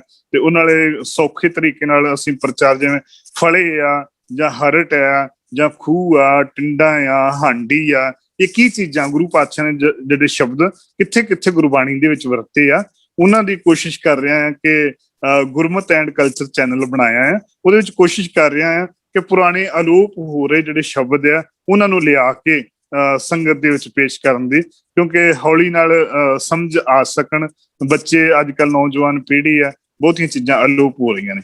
ਉਹਨਾਂ ਦੇ ਵਿੱਚ ਜਿਵੇਂ ਪੱਟੀ ਲਿਖੀ ਹੈ ਜਾਂ ਪੱਟੀ ਹੈ। ਹੁਣ ਅਗਲਾ ਸ਼ਬਦ ਹੈ ਘੋੜੀਆਂ, ਜਿਹੜਾ ਸਰਲੇਖ ਹੈ। ਹੁਣ ਘੋੜੀਆਂ ਜਿਹੜੀਆਂ ਪੁਰਾਣੇ ਸਮਿਆਂ ਦੇ ਅੰਦਰ ਵਿਆਹਾਂ ਸਮੇਂ ਬੀਬੀਆਂ ਗਾਇਆ ਕਰਦੀਆਂ ਸਨ ਆਪਣੇ ਪੁੱਤ ਦੇ ਵਿਆਹ ਦੇ ਉੱਤੇ, ਕਿ ਕਿਵੇਂ ਮੇਰੇ ਪੁੱਤ ਨੇ ਘੋੜੀ ਗਾਉਣੀ ਆ, ਮੇਰੇ ਪੁੱਤ ਦੀ ਕਿਵੇਂ ਕਿਵੇਂ ਤਾਰੀਫ ਕਰਨੀ ਆ, ਕਿਵੇਂ ਲਾੜੇ ਨੇ ਜੰਜ ਚੜ ਕੇ ਸਹੁਰੇ ਵਿਆਹੁਣ ਜਾਣਾ, ਕਿਵੇਂ ਮਾਂ ਸੋਨੇ ਦੀ ਗੜਵੀ ਲੈ ਕੇ ਆਪਣੇ ਪੁੱਤ ਤੋਂ ਵਾਰਦੀ ਆ। ਉਹ ਚੀਜ਼ਾਂ ਜਿਹੜੀਆਂ ਸਾਡੇ ਕੋਲ ਅਲੋਪ ਹੋ ਰਹੀਆਂ। ਤੇ ਸਾਹਿਬਾਂ ਨੇ ਆਖਿਆ ਕਿ ਤੁਸੀਂ ਜਿਹੜੀਆਂ ਘੋੜੀਆਂ ਗਾਉਂਦੇ ਹੋ ਨਾ, ਇਹ ਦੁਨੀਆਦਾਰੀ ਘੋੜੀਆਂ ਛੱਡ ਕੇ ਤੁਸੀਂ ਗੁਰਮਤਿ ਦੇ ਨਾਲ, ਪ੍ਰਮਾਤਮਾ ਨਾਲ ਜੁੜਨ ਦੀਆਂ ਘੋੜੀਆਂ ਗਾਓ।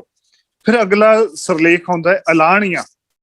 ਹੁਣ ਜਿਵੇਂ ਸੁੱਖ ਦੀ ਵੀ ਗੱਲ ਕੀਤੀ ਹੈ, ਨਾਲ ਦੁੱਖ ਦੀ ਵੀ ਗੱਲ ਕਰਤੀ ਹੈ।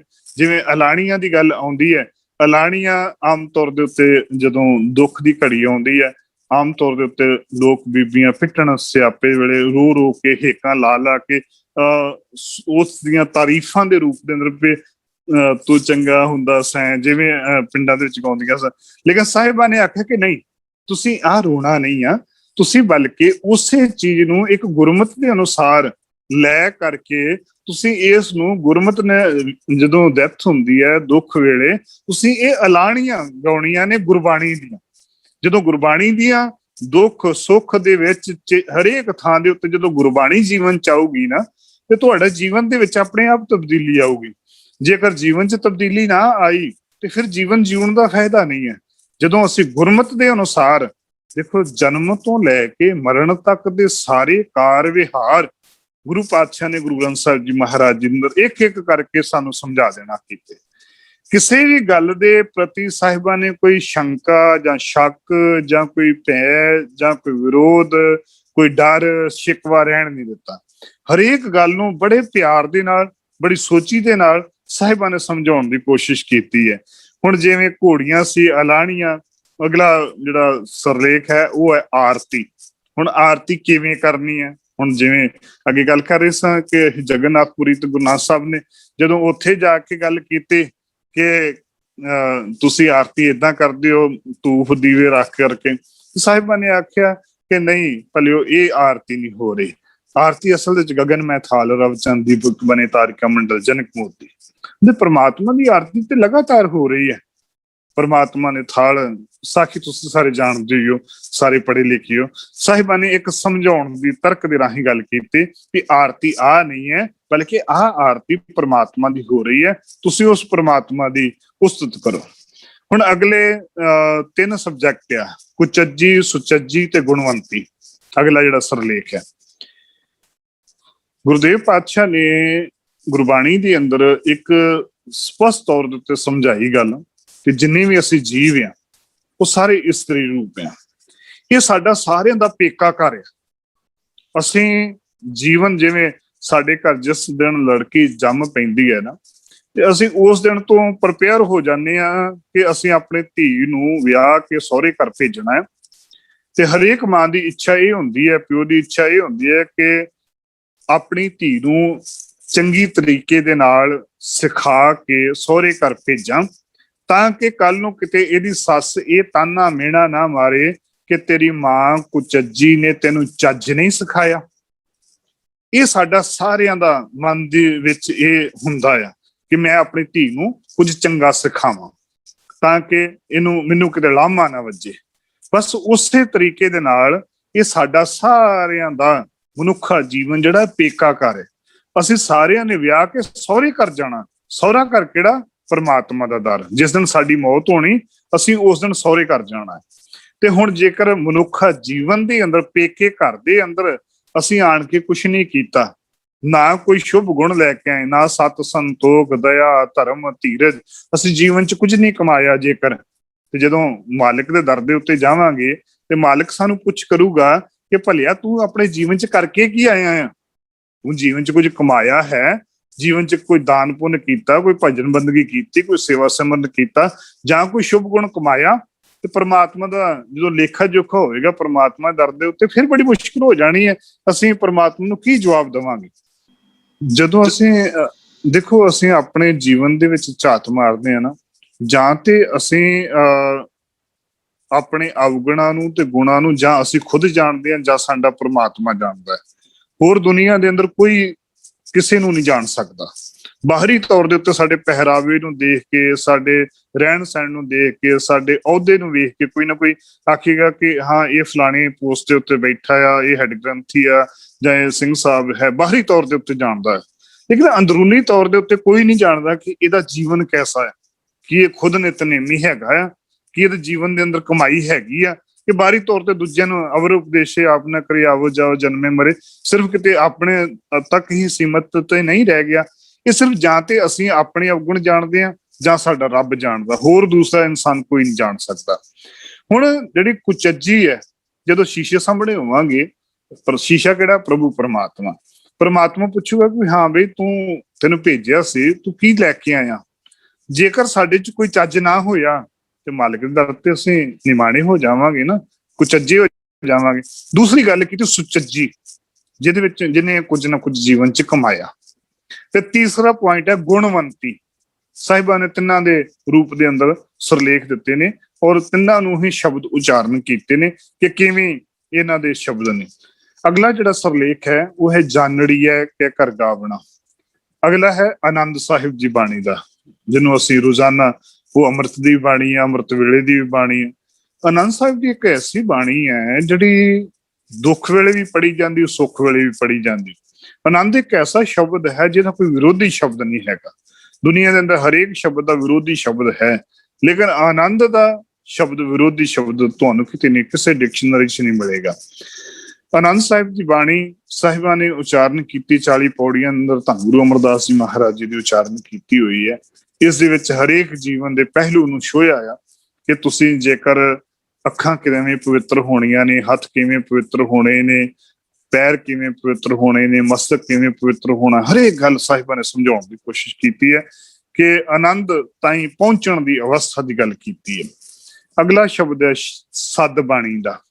ਸਦ ਬਾਣੀ ਜਿਵੇਂ ਆਪ ਜੀ ਪਤਾ ਹੀ ਹੈ ਸਾਰਿਆਂ ਨੂੰ ਕਿ ਉਸ ਸਮੇਂ ਜਿਸ ਸਮੇਂ ਸਾਡਾ ਸੰਸਾਰ ਦੇ ਵਿੱਚੋਂ ਕੋਈ ਜੀਵ ਚਲੇ ਜਾਂਦਾ ਹੈ ਤੇ ਭੋਗ ਤੋਂ ਬਾਅਦ, ਸਮਾਪਤੀ ਤੋਂ ਬਾਅਦ ਅਸੀਂ ਇਹ ਸ਼ਬਦ ਪੜ੍ਹੇ ਜਾਂਦੇ ਨੇ। ਇਹ ਧੰਨ ਗੁਰੂ ਅਮਰਦਾਸ ਜੀ ਮਹਾਰਾਜ ਜੀ ਦੇ ਜੋ ਭਤੀਜੇ ਨੇ ਉਹਨਾਂ ਨੇ ਲਿਖਣਾ ਕੀਤੀ ਸੀ, ਸਾਹਿਬਾਂ ਨੇ ਉਚਾਰਨ ਕੀਤੀ ਸੀ। ਸਦ ਬਾਣੀ ਤੋਂ ਬਾਅਦ ਰੁੱਤੀ ਸ਼ਲੋਕ, ਇੱਥੇ 6 ਰੁੱਤਾਂ ਦੀ ਗੱਲ ਆਉਂਦੀ ਹੈ। 6 ਰੁੱਤਾਂ ਦੇ ਸੰਬੰਧ ਦੇ ਵਿੱਚ ਸ਼ਲੋਕ ਉਚਾਰਨ ਕੀਤੇ ਨੇ।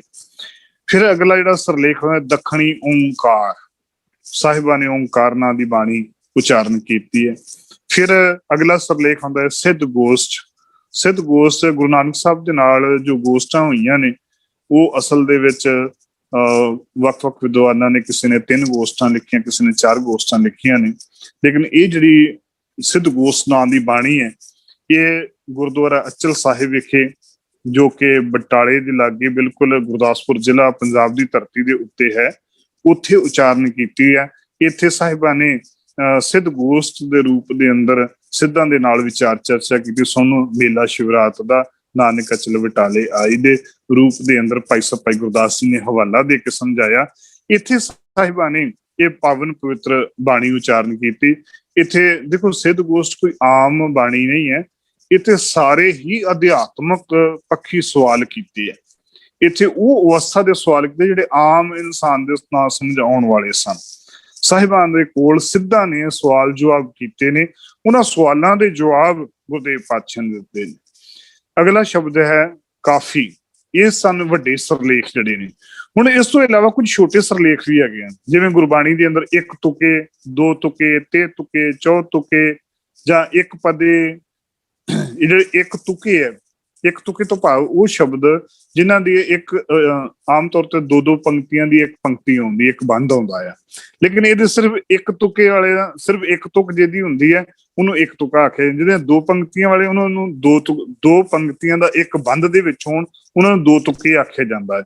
3 ਤੁਕੇ ਜਿਹੜਾ 3 ਤੁਕਾਂ ਵਾਲਾ ਹੋਵੇ, 4 ਤੁਕੇ 4 ਤੁਕਾਂ ਵਾਲੀ ਇੱਕ ਜਿਹੜਾ ਬੰਦ ਹੋਵੇ, ਅੱਗੇ 1 ਪਦਾ, 1 ਪਦੇ, 1 ਪਦਾ, 2 ਪਦੇ, 2 ਪਦਾ, ਇਹ ਸ਼ਬਦ ਵੀ ਗੁਰਦੇਵ ਪਾਤਸ਼ਾਹ ਨੇ ਉਚਾਰਨ ਕੀਤੇ। 3 ਪਦਾ, 4 ਪਦਾ, 5 ਪਦਾ ਵੀ ਸ਼ਬਦ ਅਸੀਂ ਪੜ੍ਹਦੇ ਹਾਂ, ਜਿਵੇਂ ਧਨਾਸਰੀ ਮਹਲਾ ਦੂਜਾ ਕਰ 5ਵਾਂ 5 ਪਦੇ ਕਰਕੇ ਆਉਂਦਾ ਹੈ ਸ਼ਬਦ, ਉਸ ਰੂਪ ਦੇ ਵਿੱਚ ਵੀ ਆਉਂਦਾ ਹੈ। ਸੁਗੰਧ, ਮੰਗਲ, ਇੱਕ ਸੁਰਲੇਖ ਦਾ ਦੱਖਣੇ, ਮਾਰੂ ਦੱਖਣੇ ਮਹਲਾ 5ਵਾਂ ਕਰਕੇ ਅਸੀਂ ਪੜ੍ਹਦੇ ਹਾਂ। ਦੱਖਣੇ ਸ਼ਬਦ ਜਿਹੜਾ ਆਉਂਦਾ, ਦੱਖਣ ਆਮ ਤੌਰ ਤੇ ਵੈਸੇ ਦੱਖਣ ਦੀ ਗੱਲ ਕੀਤੀ ਹੈ, ਲੇਕਿਨ ਦੱਖਣ ਇਹ ਪਾਕਿਸਤਾਨੀ ਬੋਲੀ ਦੇ ਅੰਦਰ ਜੋ ਆਉਂਦੇ ਨੇ। ਦੱਖਣੇ ਦੇ ਵਿੱਚ ਇਹ ਸ਼ਬਦ ਕਾਫੀ ਤੋਂ ਦੱਖਣੀ ਬੋਲੀ ਦੇ ਵਿੱਚ ਇਹ ਰੂਪ ਚ ਆਉਂਦੇ ਨੇ। ਇਹ ਆਮ ਤੌਰ ਤੇ ਅਸੀਂ ਆਖ ਦਿੰਦੇ ਹਾਂ ਦੱਖਣ ਦੀ ਬੋਲੀ। ਦੱਖਣ ਦੀ ਬੋਲੀ ਪੰਜਾਬ ਦੇ ਲਹਿੰਦੇ ਪੰਜਾਬ ਦੇ ਵਿੱਚ ਗੁਜਰਾਤ ਵਾਲੀ ਸਾਈਡ, ਪਾਕਿਸਤਾਨ ਵਾਲੀ ਸਾਈਡ ਦੇ ਉੱਤੇ ਇਹ ਬੋਲੀ ਜਾਂਦੀ ਸੀ। ਉਸ ਇਲਾਕਿਆਂ ਦੇ ਵਿੱਚ 5ਵੇਂ ਪਾਤਸ਼ਾਹ ਨੇ ਮਾਰੂ ਦੱਖਣੇ ਦੀ ਬਾਣੀ ਉਚਾਰਨ ਕੀਤੀ ਹੈ। ਸ਼ਬਦ ਸਰਲੇਖ ਅੰਜੁਲੀਆਂ, ਸੋਹਿਲੇ, ਪੜਤਾਲ। ਪੜਤਾਲ ਤੋਂ ਭਾਵੇਂ ਜਿਵੇਂ ਪਰਤ ਤੇ ਕੇ ਗਾਉਣ ਦੇ ਨਾਲ ਸੰਬੰਧਿਤ ਹੈ। ਫਿਰ ਇੱਕ ਸਰਲੇਖ ਆਉਂਦਾ ਹੈ ਵਾਰਾਂ ਦੇ ਵਿੱਚ, ਪੌੜੀ ਨਵੀਂ ਮਹਲਾ 5ਵਾਂ। ਉੱਥੇ ਕੀ ਹੈ ਕਿ ਉਹ ਗੁਰੂ ਨਾਨਕ ਦੇਵ ਜੀ ਮਹਾਰਾਜ ਜੀ ਦੀ ਵਾਰ ਆ, ਉਹਦੇ ਵਿੱਚ ਪੌੜੀਆਂ ਦੂਸਰੇ ਪਾਤਸ਼ਾਹ ਗੁਰੂ ਨਾਨਕ ਸਾਹਿਬ ਦੀਆਂ ਆਉਂਦੀਆਂ ਨੇ, ਲੇਕਿਨ ਉਹਦੇ ਵਿੱਚ ਇੱਕ ਪੌੜੀ ਨਵੀਂ ਮਹਲਾ 5ਵਾਂ ਕਰਕੇ ਲਿਖਿਆ ਹੈ। ਮੰਮਾ 2 ਬਿੰਦੀਆਂ 5 ਅੱਗੇ ਗਿਣਤੀ ਦਾ ਲਿਖਿਆ। ਉਹ ਤੋਂ ਭਾਵ ਹੈ ਕਿ ਇਹ ਪੌੜੀਆਂ ਤੇ ਗੁਰੂ ਨਾਨਕ ਸਾਹਿਬ ਦੀਆਂ ਪਿਛਲੀਆਂ ਸੀ, ਲੇਕਿਨ ਇਹ ਜਿਹੜੀ ਪੌੜੀ ਹੈ ਇਹ 5ਵੇਂ ਪਾਤਸ਼ਾਹ ਦੀ ਵਿੱਚ ਐਡ ਕੀਤੀ ਹੋਈ ਹੈ, ਕਿਉਂਕਿ ਬਾਅਦ ਦੇ ਵਿੱਚ ਗੁਰਦੇਵ ਪਾਤਸ਼ਾਹ ਧੰਨ ਗੁਰੂ ਅਰਜਨ ਦੇਵ ਜੀ ਮਹਾਰਾਜ ਜੀ ਨੇ ਹੀ ਗੁਰੂ ਗ੍ਰੰਥ ਸਾਹਿਬ ਸੰਕਲਿਤ ਕੀਤਾ ਸੀ ਨਾ, ਤੇ ਉਸ ਸਮੇਂ ਇਹ ਸਾਰੇ ਥੋੜੇ ਵੱਖ-ਵੱਖ ਰੂਪਾਂ ਦੇ ਵਿੱਚ ਐਡ ਕੀਤੇ ਸਨ, ਤੇ ਸਾਹਿਬਾਨ ਨੇ ਉਸ ਸਮੇਂ ਇਹ ਵਿੱਚ ਅੰਕਿਤ ਕੀਤੀ ਹੈ। ਅਗਲਾ ਹੈਡਿੰਗ ਜੋ ਹੈ ਉਹ ਸਹਿਸਕ੍ਰਿਤੀ ਜਾਂ ਸਹਿਸਕ੍ਰਿਤੀ ਦੇ ਰੂਪ ਦੇ ਵਿੱਚ ਆਉਂਦਾ ਹੈ। ਸਹਿਸਕ੍ਰਿਤੀ ਜਿਵੇਂ ਆਪ ਜੀ ਸਾਰੇ ਜਾਣਦੇ ਹੋ ਕਿ ਰਾਗ ਰਹਿਤ ਬਾਣੀ। ਕੁਝ ਬਾਣੀਆਂ ਜੋ ਰਾਗ ਰਹਿਤ ਨੇ, ਜਿਵੇਂ ਜਪਜੀ ਸਾਹਿਬ ਜੀ ਬਾਣੀ ਰਾਗ ਰਹਿਤ ਹੈ, ਉਸ ਤੋਂ ਇਲਾਵਾ ਜੋ ਸਹਿਸਕ੍ਰਿਤੀ ਜੈਜਵੰਤੀ ਰਾਗ ਤੋਂ ਬਾਅਦ ਸਹਿਸਕ੍ਰਿਤੀ ਦੀ ਬਾਣੀ ਹੈ, ਇਹ ਵੀ ਰਾਗ ਰਹਿਤ ਹੈ। ਫਿਰ ਗਾਥਾ, ਫੁਨਹੇ, ਇਹ ਰਾਗ ਰਹਿਤ ਬਾਣੀਆਂ। ਫਿਰ ਭਗਤਾਂ ਦੇ ਸ਼ਲੋਕ, ਜਿਵੇਂ ਭਗਤ ਕਬੀਰ ਜੀ ਦੇ ਸ਼ਲੋਕ ਆਉਂਦੇ ਨੇ, ਫਰੀਦ ਜੀ ਦੇ ਸ਼ਲੋਕ ਆਉਂਦੇ ਨੇ, ਸੋਈਏ ਇਤਿਆਦਿਕ। ਜਿਹੜੀ 31 ਰਾਗਾਂ ਤੋਂ ਇਲਾਵਾ ਜਿਹੜੀ ਬਾਣੀ ਉਚਾਰਨ ਕੀਤੀ ਹੈ, ਉਹ ਰਾਗ ਰਹਿਤ ਬਾਣੀ ਸਾਹਿਬਾਂ ਨੇ ਉਚਾਰਨ ਕੀਤੀ ਹੈ। ਤੇ ਕੁਝ ਚੌ ਬੋਲੇ ਸਰਲੇਖ ਹੁੰਦੇ ਨੇ, ਸ਼ਲੋਕ ਭਗਤ ਕਬੀਰ ਜੀ ਦੇ, ਸ਼ਲੋਕ ਸ਼ੇਖ ਫਰੀਦ ਜੀ ਦੇ, ਸਵਈਏ ਗੁਰਦੇਵ ਪਾਤਸ਼ਾਹ ਦੀ ਉਸਤਤ ਦੇ ਵਾਸਤੇ ਜੋ ਭੱਟ ਸਾਹਿਬਾਨਾਂ ਦੇ ਮੁਖਾਰਬਿੰਦ ਤੋਂ ਉਚਾਰਨ ਕੀਤੇ ਹੋਏ ਸਵਈਏ ਨੇ, ਉਹ ਵੀ ਸਾਹਿਬਾਂ ਨੇ ਇੱਥੇ ਉਚਾਰਨ ਕੀਤੇ ਹੋਏ ਨੇ। ਕੁਝ ਹੋਰ ਜਿਵੇਂ ਰੱਡ ਹੈ, ਝੋਲਣਾ ਹੈ, ਸ਼ਲੋਕ ਵਾਰਾਂ ਤੇ ਵਧੀਕ। ਸ਼ਲੋਕ ਵਾਰਾਂ ਤੇ ਵਧੀਕ ਸਵਈਆਂ ਤੋਂ ਬਾਅਦ ਦਾ ਸਰਲੇਖ ਆਉਂਦਾ ਹੈ। ਇਸ ਦੇ ਵਿੱਚ ਉਹ ਸ਼ਲੋਕ ਨੇ ਜਿਹੜੇ ਵਾਰਾਂ ਦੇ ਨਾਲੋਂ ਵਧੇ ਹੋਏ ਸਨ, ਤੇ ਸਾਹਿਬਾਂ ਨੇ ਇੱਕ ਥਾਂ ਇਕੱਤਰਤ ਕਰਕੇ ਉਹ ਸਾਰੇ ਸ਼ਲੋਕ ਸਾਹਿਬਾਂ ਨੇ ਅਖੀਰ ਦੇ ਵਿੱਚ ਲਿਖ ਦੇਣਾ ਕੀਤੇ। ਤੇ ਉਸ ਤੋਂ ਉਪਰੰਤ ਇੱਕ ਸ਼ਬਦ ਆਉਂਦਾ ਹੈ ਮੁੰਦਾਵਣੀ, ਮਹਲਾ ਪੰਜਵਾਂ। ਮੁੰਦਾਵਣੀ ਤੋਂ ਭਾਵ ਹੈ ਮੋਹਰ ਲਾਉਣਾ, ਮੁੰਦ ਦੇਣਾ। ਜੋ ਕੋਸ਼ਾਂ ਦੇ ਅੰਦਰ ਜ਼ਿਕਰ ਆਉਂਦਾ ਹੈ, ਉਸ ਦੇ ਅੰਦਰ ਪੁਰਾਤਨ ਸਮਿਆਂ ਦੇ ਅੰਦਰ ਜਦੋਂ ਕਿਸੇ ਰਾਜੇ ਮਹਾਰਾਜੇ ਦੇ ਕੋਲ ਕੋਈ ਭੋਜਨ ਜਾਂਦਾ ਜਾਂ ਕੋਈ ਵੀ ਤਿਆਰ ਵਸਤੂ ਜਾਂਦੀ ਖਾਣ ਦੇ ਨਾਲ ਸੰਬੰਧਿਤ, ਤੇ ਵੈਦ ਉਹਨਾਂ ਨੂੰ ਮੁੰਦ ਦਿਆ ਕਰਦੇ ਸਨ, ਸਟੈਂਪ ਕਰ ਦਿਆ ਕਰਦੇ ਸਨ, ਟੈਸਟ ਕਰਕੇ ਕਿ ਇਹਦੇ ਵਿੱਚ ਕੋਈ ਜ਼ਹਿਰ ਇਤਿਆਦਿਕ ਨਹੀਂ ਹੈ। ਉਹਨੂੰ ਸਟੈਂਪ ਕਰ ਦਿੰਦੇ ਸਨ ਕਿ ਹਾਂ ਇਹ ਬਿਲਕੁਲ ਸ਼ੁੱਧ ਹੈ। ਉਹਨੂੰ ਖਵਾਦੀ ਜਾਂਦੀ ਸੀ, ਖਵਾਉਣ ਤੋਂ ਬਾਅਦ, ਚੈੱਕ ਕਰਨ ਤੋਂ ਬਾਅਦ ਫਿਰ ਉਹਨਾਂ ਨੂੰ ਰਾਜੇ ਨੂੰ ਪਹੁੰਚਾਈ ਜਾਂਦੀ ਸੀ। ਅਖੀਰ ਦੇ ਵਿੱਚ ਜਿਵੇਂ ਅਸੀਂ ਕੋਈ ਵੀ ਅੱਜ ਕਾਗਜ਼ ਅਸੀਂ ਕੋਈ ਨੋਟਰੀ ਤੋਂ ਪਾਸ ਕਰਾਉਣੇ ਆ ਜਾਂ ਕੋਰਟ ਤੋਂ ਪਾਸ ਕਰਾਉਣੇ ਆ, ਉੱਤੇ ਟੈਸਟਡ ਕੀਤਾ ਜਾਂਦਾ ਹੈ। ਤੇ ਫਿਰ ਵੀ ਇਹ ਯਾਨੀ ਕਿ ਪ੍ਰੂਫ ਡਿਆ ਕਿਸੇ ਵੀ ਯੂਨੀਵਰਸਿਟੀ ਤੋਂ ਜੇਕਰ ਕੋਈ ਡਿਗਰੀ ਲਈ ਆ ਤੇ ਉਹਨੂੰ ਅਟੈਸਟਡ ਹੋਈ ਆ ਕਿ ਹਾਂ ਇਹ ਚੀਫ ਦੀ ਜਾਂ ਵੀਸੀ ਦੀ ਮੋਹਰ ਲੱਗੀ ਆ ਤੇ ਇਹ ਬਿਲਕੁਲ ਅਪਰੂਵਲ ਆ।